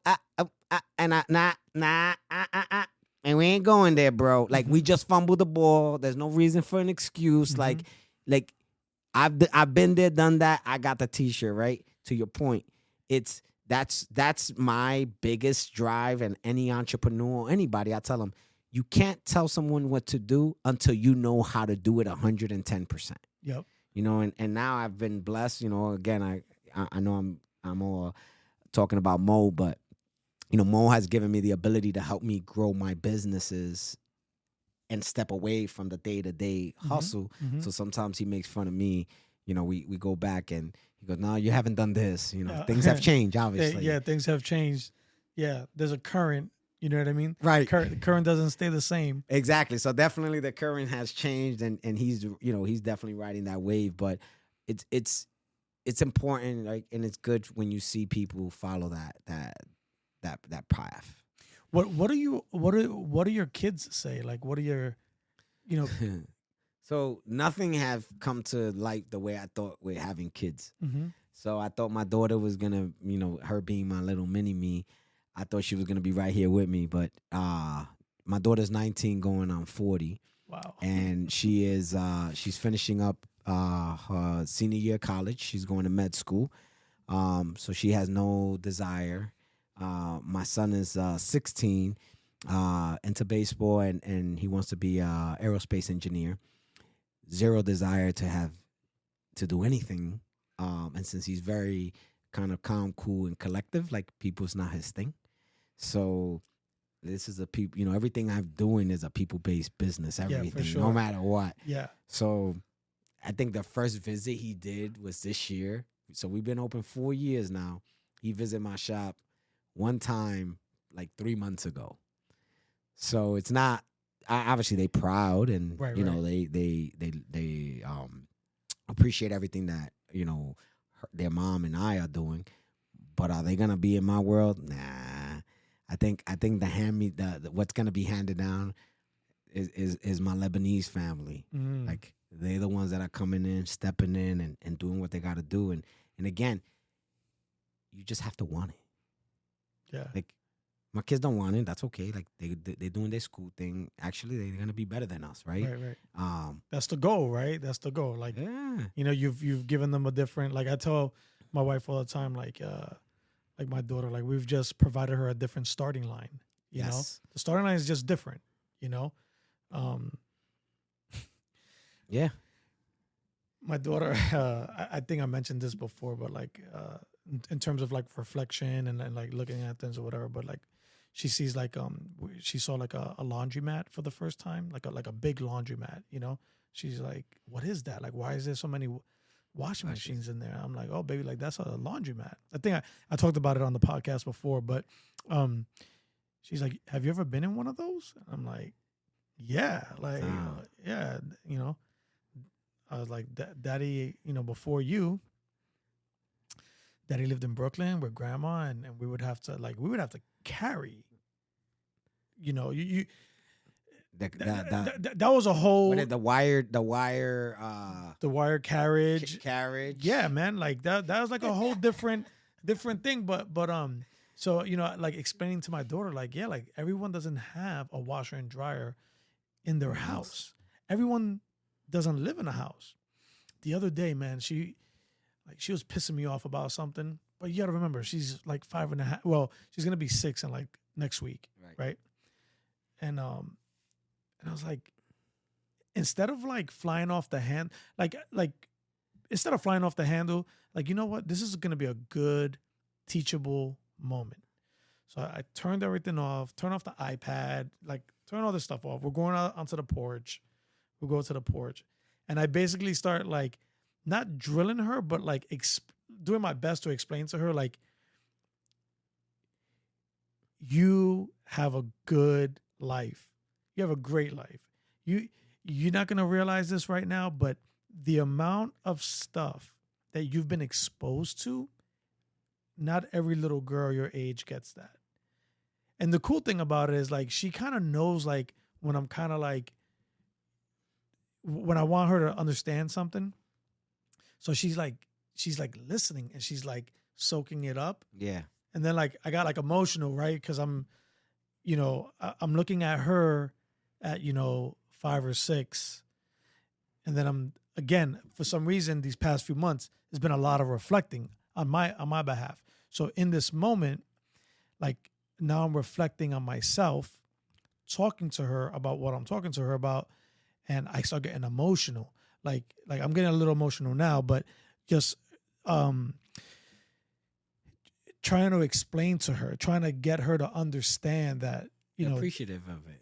This has been a hard life. This journey has not been easy, but in line with all that, Vinny, like, I never met my father, right? Mm-hmm. So I never met my father. My mother raised me, and I'm having this conversation with my daughter, and because one of the things I was telling her is, like, you have both of your parents in your life. You live with both of you, because again, I'm trying to get her to understand, like, not everybody has it the way you have it. But we go through this at home too. Like, again, I got teenagers, so it's a big difference. But my aunt Yvette used to take the kids to the pump, and she'd be like, "Hey, I'm gonna, the kids come hang out with me." And they'll go to the pump, and the kids used to love that, and I used to love that they experienced that, right? And for people who don't know what the pump is, what is that, Vinny? The fire hydrant. So we would turn on the fire hydrant and take a can of bean and take both lids off, and you enjoy the day, the concrete beach, right? But the concrete beach. It's but as parents, bro, like, sometimes we kind of I speak for myself, like, we overgive. Oh, 100%. Bro, like, as soon as when I lived through my sons a lot of times, and I'm not embarrassed to say it, like, mm-hmm. I wish I kept on the baseball thing, right? But like, as soon as he started getting real into baseball, like, I'm buying batting cages and this and that, and like, for him is normal, right? Yeah. But that ain't normal. Right. At all. It's normal now. Yeah. But it ain't normal at all. Like, where we come from, that's not the normalcy. So sometimes we gotta be careful on the expectation too, because that's a really good point. That's a really good point. Like, this is your daughter's normal. Like, this is normal for her. So when she's frustrated and you want to bring her back to reality, guess what? That was your reality. It ain't nowhere near hers. And we can't expect them. And I'm, as you saying this, like, I'm reflecting on myself, and I gotta go back home and tell my son, like, my bad. Like, I'm really stern with him because I have a certain expectation, because I do everything. Like, I like to say I'm the man wife sometimes. I do the laundry at home. I do all that stuff. And I look at my son and I'm like, bro, I make your bed in the morning. You can't, like, take out the trash. But I created that environment because I do it for him. Mm. So I can't be mad. I can't pick and choose. You can't pick and choose when it's convenient and when it's not. Does that make sense? Nah, man, 100% it makes sense. Like, I've been through, like, my daughter and my daughter's mean, so she'll call me out on my BS. Yeah. Like I'll be like, yo, really? And she'll be like, Dad, really? Like that ain't my fault. Like you live that life. Right. I don't know what she goes. I go upstairs. I turn on my AC. I'm chilling. Like I don't know what you're talking about, but I'm not about that life. No, I came from that life. And my wife will sit there and she's like, "Preach, girl, preach." And, you know, so it's wait till your daughter becomes a teenager. Man, I can't wait for you to meet her, man. She's it's wild. It's wild too because like for a long time I didn't think that like I would have children. Or a child for that matter. Like I just kept, for some reason, like in terms of being like reflective and like I think you can relate to this, like growing up, you know, kind of like how we did in the city. You can kind of sit back and see the mistakes that everyone else is making, and it's almost like a survival instinct because you kind of like see what they're doing and what they're not doing. You're like, nah, that's a booby trap. Like I'm not going that way. I'm gonna go this way. You kind of know who the good and bad actors are, right? So what I started like noticing like very early on, especially in the military, was my buddies that were just having kids with just like Everybody. Yeah, just girls that they were just like meeting or girls, and then then it was like, hey man, like, but don't you have a child with this person? Oh man, like now they've moved to another base. Now they're dealing with the whole custody thing. Now they got another girl pregnant. And like, I just always saw that as like I didn't want to be part of that. But you always wanted family. Always. Like I remember that. Like you used to always say that. Like always. You always talked about family, the lack of, and what you wanted. Like that was always your MO. So like I wish I was able to attend your wedding. I couldn't, but like that was. For me, I called my grandmother. Wow. And I told my grandma, you remember Manny? She goes, sí, el muchacho from across the street. And I go, yeah. I say, look, he's finally he's getting married. He's gonna have a baby. You know, da. She was like, wow. Like she says, yeah, I remember. Like we used to kind of chat with your broken Spanish. Yeah. Still broken. And but I remember that, and I'm happy for you, right? And thanks, bro. And I'm happy that you achieved. You found the woman that you love, and you here, right? Like you're present. Yep. So like reflection, like my advice, I guess, is reflect on the now. Like it's time for us to forget about the past. Like we've been there, we've done that, right? We got the T-shirt. But now, like, one of the things we don't do is we don't reflect on the now. Like, I think that that's one of the things as our folks, our age and our demographic, right? Like, I think we so concerned with the past that we forget how to live in the present. Like, we live in it, we enjoy it, but we always root ourselves back to the past. And why? Because the past doesn't define us. It just molded us. So the mold is changeable because we've changed. We broke that cycle, right? So like, live now. We got to live now. Like I'm telling myself that as I'm saying it to you, I'm saying it to myself. Like I think about, like, I give myself so many different excuses of why I did something that I should not have done, right? Good, bad, or indifferent, right?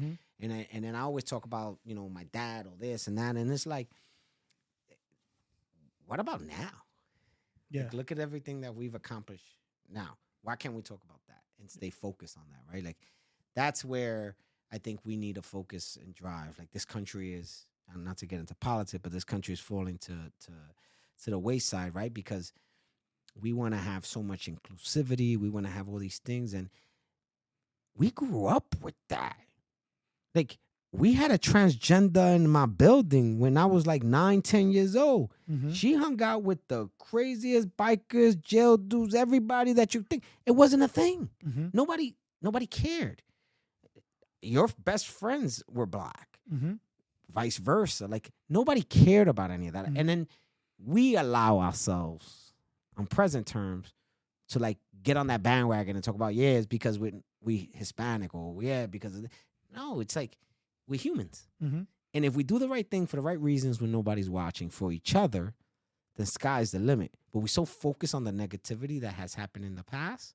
Like, why? We've always been inclusive.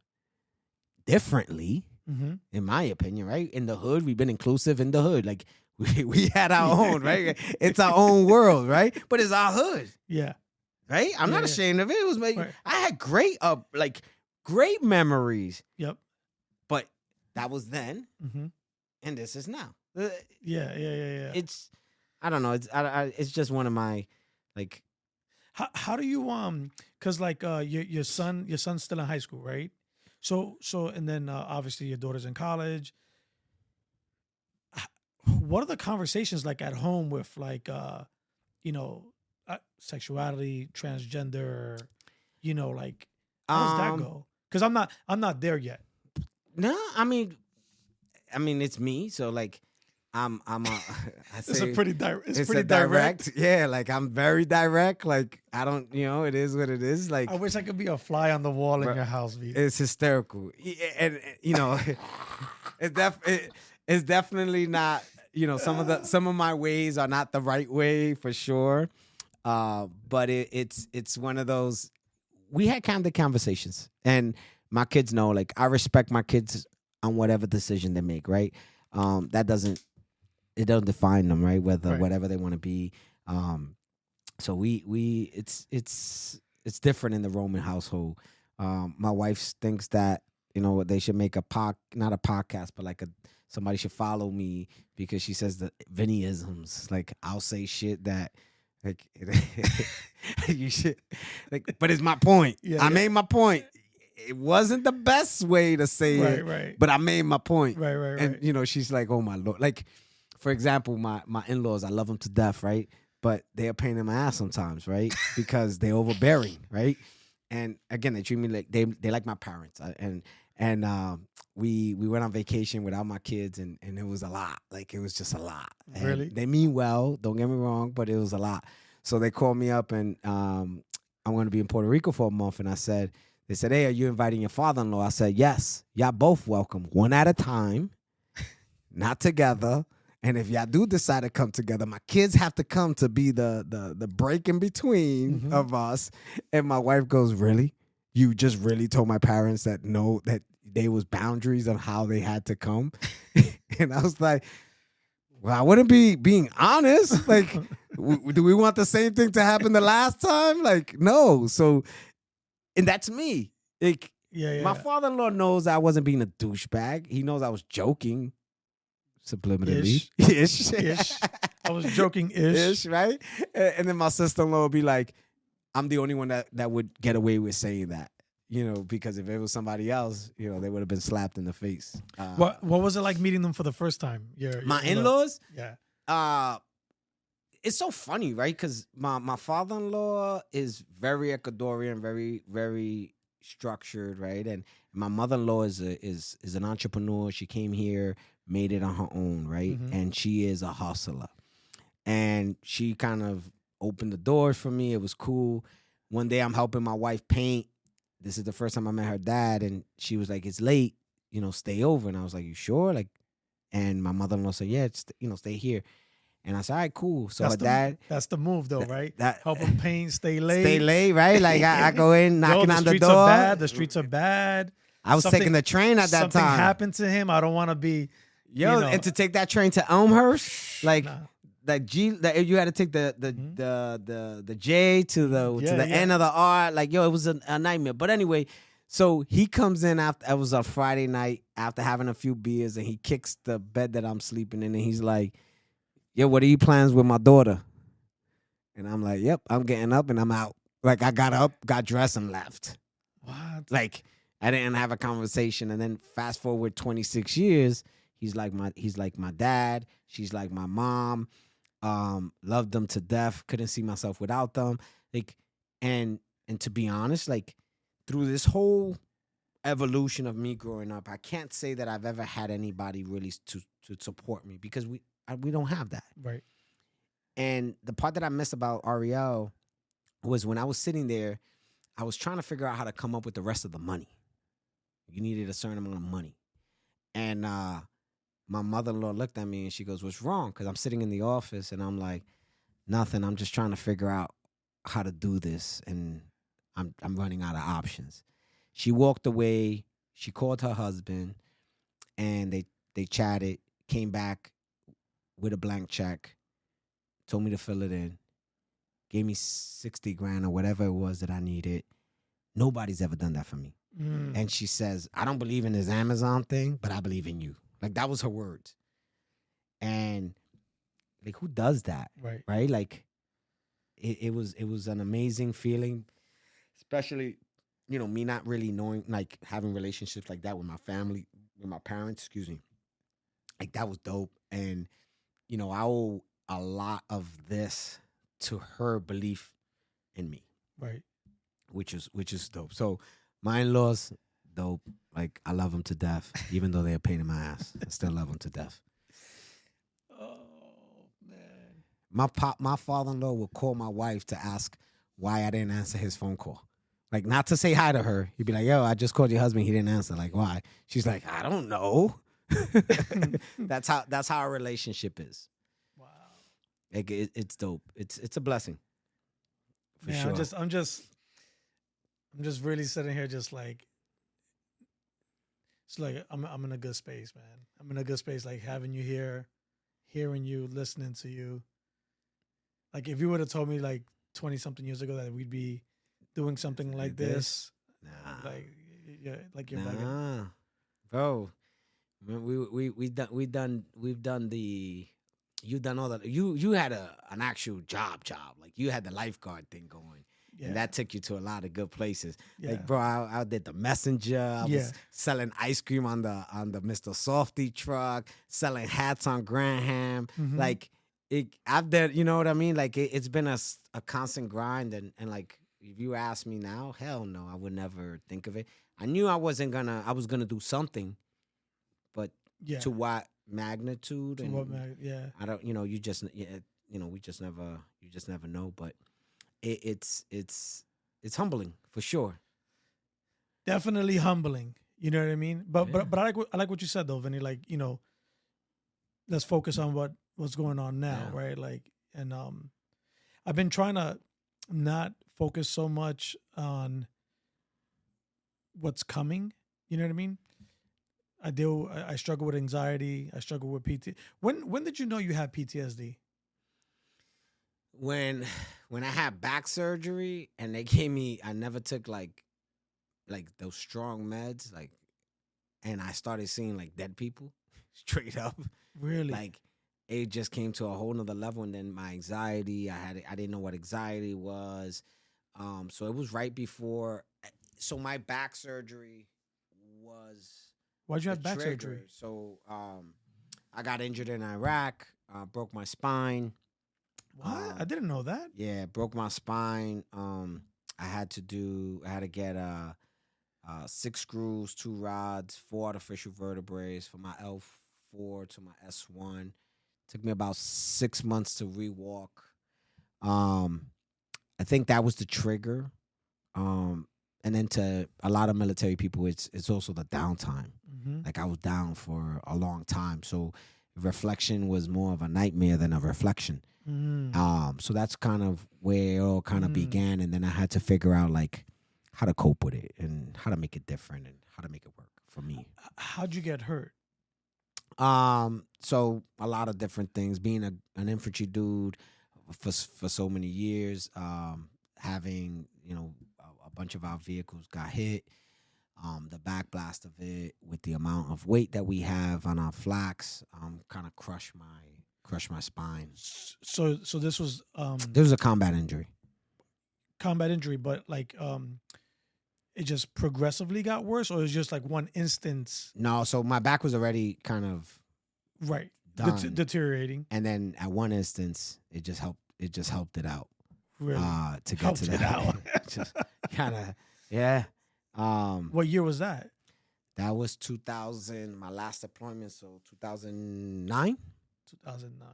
Had my surgery at the end of 2009. So I made it out. We came, and my CO was giving me downtime or whatever overseas. But then I I thought I was okay, and then I went on Boots and Utes run with Flack with the reserve unit that I had just got attached with. That was all she wrote. My back just finally gave out. Wow.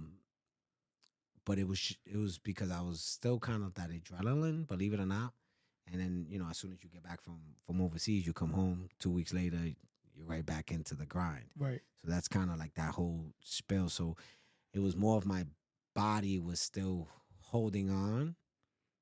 Yeah. And I didn't realize how bad I was injured until it kind of caught it. So it took a lot out of me. Definitely took a lot out of me. But so after the surgery is kind of like when you started like noticing like my behavior, my patience,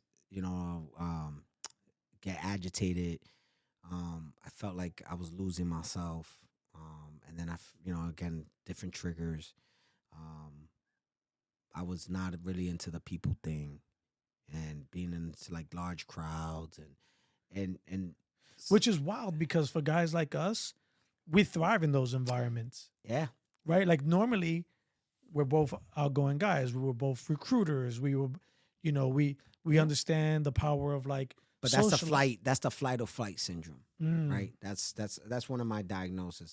So with flight or flight syndrome, right? So it's you're trying to figure out things that aren't even there, right? So you super vigilant, right? And you super agile, right? So you're constantly so it becomes overwhelming at some points, right? So learning to deal with that, it was tough, I spoke to the psychologist that he was a Marine, and I had a tough time listening to him because I'm like, you've been to combat, I've been to combat, you're not broke, I'm broke, why, right? So it was really tough conversations until I finally had my aha moment, and I had a kind of a breakdown and just kind of regrouped, and just kind of take it a day in and try to figure out what makes me happy, what makes me tick, right?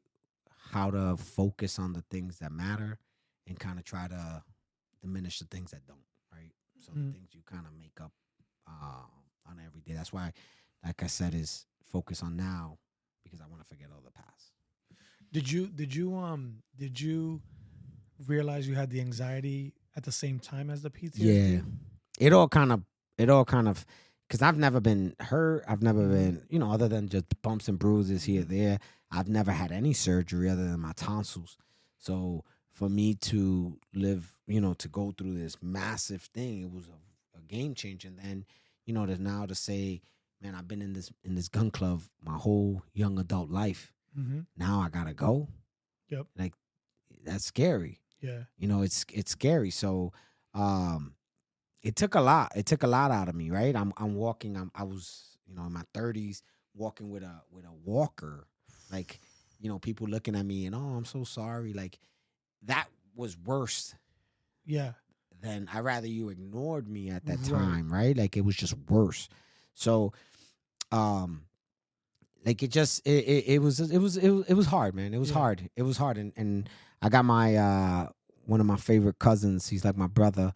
He just had a heart attack 2 days ago, and he's having a speech thing, and his and trying to walk, and I text him. We were texting back and forth, and I said, bro, now we got something else in common. You helped me get through my trials and tribulations. Now we got to get through this with you together, because it's demoralizing, right? When you look at a young man and you see him kind of crippling around, it's humbling. And sometimes with people's good intents, it's actually not that good. So he had a heart attack. How old is he? Yeah, he's in the 50s. I think he's 52. Wow, that's young. Yeah, so he just. And I hope he comes through. I hope he yeah, recovers. me too, man. That's my road dog. But Lou's he a fighter. He a fighter. He'll be all right. It's just a matter of determination, right? How much we want to go back to normal. So it's no different than life, right? This is just another curveball. So he's another Brooklyn Knight, and he's just got to go through it, and we support him. The difference is we have that network. Right. We understand that now. So there's like my family has like a history of like mental illness, and how you hear these stories about like my grandmother, my mother. There's just there's history there, right?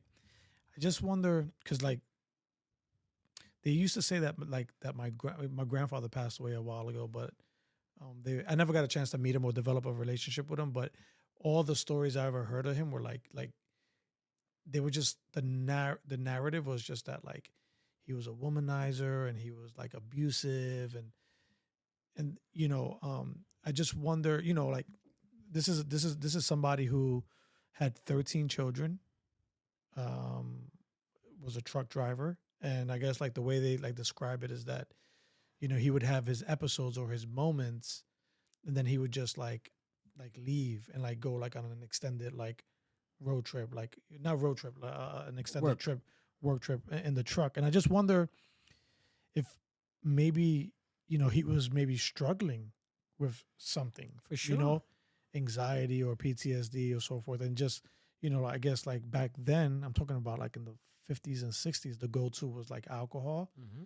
So they say he was an alcoholic or so forth. But going back to what you just said, knowing that like the support is there, I think we're just like in a different era. It was important for me too. Like I just finished up my 24 years, right? I would say like the last like 6 years were probably the toughest for me. Just simply because you're worried, right? Like this cool boys club that you're a part of, Mm-hmm. cool girl, cool boys club, and now you know that there's something wrong. You know that there's something wrong. You know that you're not yourself. You know that you're like some light has gone on, right? Like a maintenance light has gone on, but you're so afraid of going to getting the help that's out there, or more importantly, like the help that you need, because you're so concerned, or so, for me anyways, like so worried about, hey man, like you could potentially be put out, and like everything you've known for the last 16, 18 years is done. Mm-hmm. So, but what I'm getting at, Vinny, is just that things have changed. Clearly, we're like in a new era, and I still think that although there is help for mental health, although there is all these different opportunities and all these helping agencies, I think the stigma is still there. Yeah, I mean, for sure, it definitely is, and it always will, right? But it's up to you to change that narrative. Like I wear mine with a badge of honor. I'm not embarrassed. I'm not ashamed. It's what I've been through and what I've accomplished and who I am. So I use that to my advantage, right? And it's about knowing your strengths and understanding your weaknesses. And if in having these mental illnesses, PTSD, anxiety, whatever it is, right? It's understanding that you have it, acknowledging that you can cope with it, right? But also knowing where to get the help from. So like the biggest thing here is like for veterans and non-veterans, right? It's like the help is there, you just want to go get it. Don't be embarrassed of it. Own it. Embrace it, because there's someone else that you can touch and you can make a difference in their lives if you really live that life that way. Mm-hmm. Does that make sense? Yeah, for sure. Like, and don't ever be afraid of owning to that. Mm-hmm. Like I don't care who it is. I've been in meetings and buildings with really high officials, important folks, and I go out there and I have no problem to say, hey, how you doing? My name is Albert Roman, aka Vinny, and I do live with PTSD. Silence in the room, right? And what I go back and say, why this is not a sympathy gathering. This is me letting you know who I am and what I'm dealing with, and this is the outcome, right? Because if you courageous enough to just go out there and throw it out, who's gonna tell you any different, Mm-hmm. right? But what you're gonna end up doing is getting that one person that was afraid in the corner to come to you and talk to you. So you made a difference all day. That's the differences now and then. Yeah. So it's there. Yeah. And that's the good feeling. And that's the good feeling about all this. It's being able to say, like, you can influence, make change just through your story. Right? It's so true, man. It's really, really, really true. Because for the longest time, I feel like during my time in the Air Force, I wore like a bunch of different like masks. You know what I mean? They didn't want to appear to be too hood. They didn't want to appear, they didn't want to play too much rap music, too much hip hop. Wanted to kind of like fit in, wanted to be likable, affable, right? All of the above. All of the above, right? But after a while, you're just kind of like, for how long can you keep that up? It's forever evolving, right? Because I just asked my wife this question. I asked her, since I've been an entrepreneur before, I was all about like the Red Cross. I'm wearing suits and ties every day, right? Mm-hmm. And when I go network, I'm always dressed up, right? Mm-hmm. And I say, I don't know if that's me. So like, I'm still trying to find who I am. Mm-hmm. And I just turned 45. Mm-hmm. So like, am I the, hat to the back, t-shirt, jeans, sneakerhead guy? Mm-hmm. On Mondays. On Tuesdays, I'm the guy with the suit and tie. On Wednesdays, I'm wearing a hoodie and like, it doesn't matter, right? Because nothing or no one defines us. It's about how you see yourself in the mirror and how you want to define yourself. So like, those days that we owe anybody anything are over. We don't report in and we don't report out. Those shits are over. Like, right? So like, I don't have to worry about Joe Schmuckatelli thinking about me in any way. Like, when I go to these Amazon meetings, it's funny, right? Because back when I first started, I'm like all dressed up. And now it's like I go in shorts and a t-shirt because everybody else in the room, that's their culture in Amazon side of the world, right? Right. But I'm adaptable. So yeah. I adapt. Yeah. Which I think that's cool though. Like, it's awkward sometimes. Yeah. Like, sometimes I'm thinking like I'm going into these big meetings and I'm like, all right, I'm going dressed up, and then I show up, they got t-shirts and pants and a vest, right? Like the reflective vest, and I'm like, here we go again. Like, this is odd, right? But I don't owe them nothing, right? And they don't owe me anything. So like, at this point is, no one cares, and that's the point that I was trying to make from the beginning. Is like, no one cares about what we're doing anymore because we're not punching in and punching out. The only one that cares is when you look into the mirror and you look at yourself and you ask yourself, did I achieve what I wanted to achieve today, tomorrow, or whatever the hell you want to ask yourself, right? Mm-hmm. So, hey, I look good today, whatever, right? I feel good. Yeah. Like, that's the important part. That's what we're forgetting about. Like, whether you want to sleep in all freaking day or you want to go out and hustle all day, you made that choice. You don't owe anybody anything. And it's just a matter of how you deliver that message. To me. Brother, man, like, it's so, I mean, I really just think about a lot of what you're saying, Vinny, like, is going to resonate with a lot of people. It resonates with me for sure. You know what I mean? Like, I know that there's like, there's folks that are going to listen to this and they're going to be like, man, like I needed to hear that. You know what I mean? It goes a long way, man. I think the cool part about it though, man, is just like you were saying, like before, like the evolution of like, ourselves as individuals. It's just definitely the opportunity to evolve though. You know what I mean? Like, some folks don't get the opportunity to evolve. No, I disagree with you. Everybody has the opportunity to evolve. It depends on they want it. You had the same. So Go back to the where you lived. Go back to who was there and what was different from you and everybody else and all the other 15 bodies that lived there. There was no difference.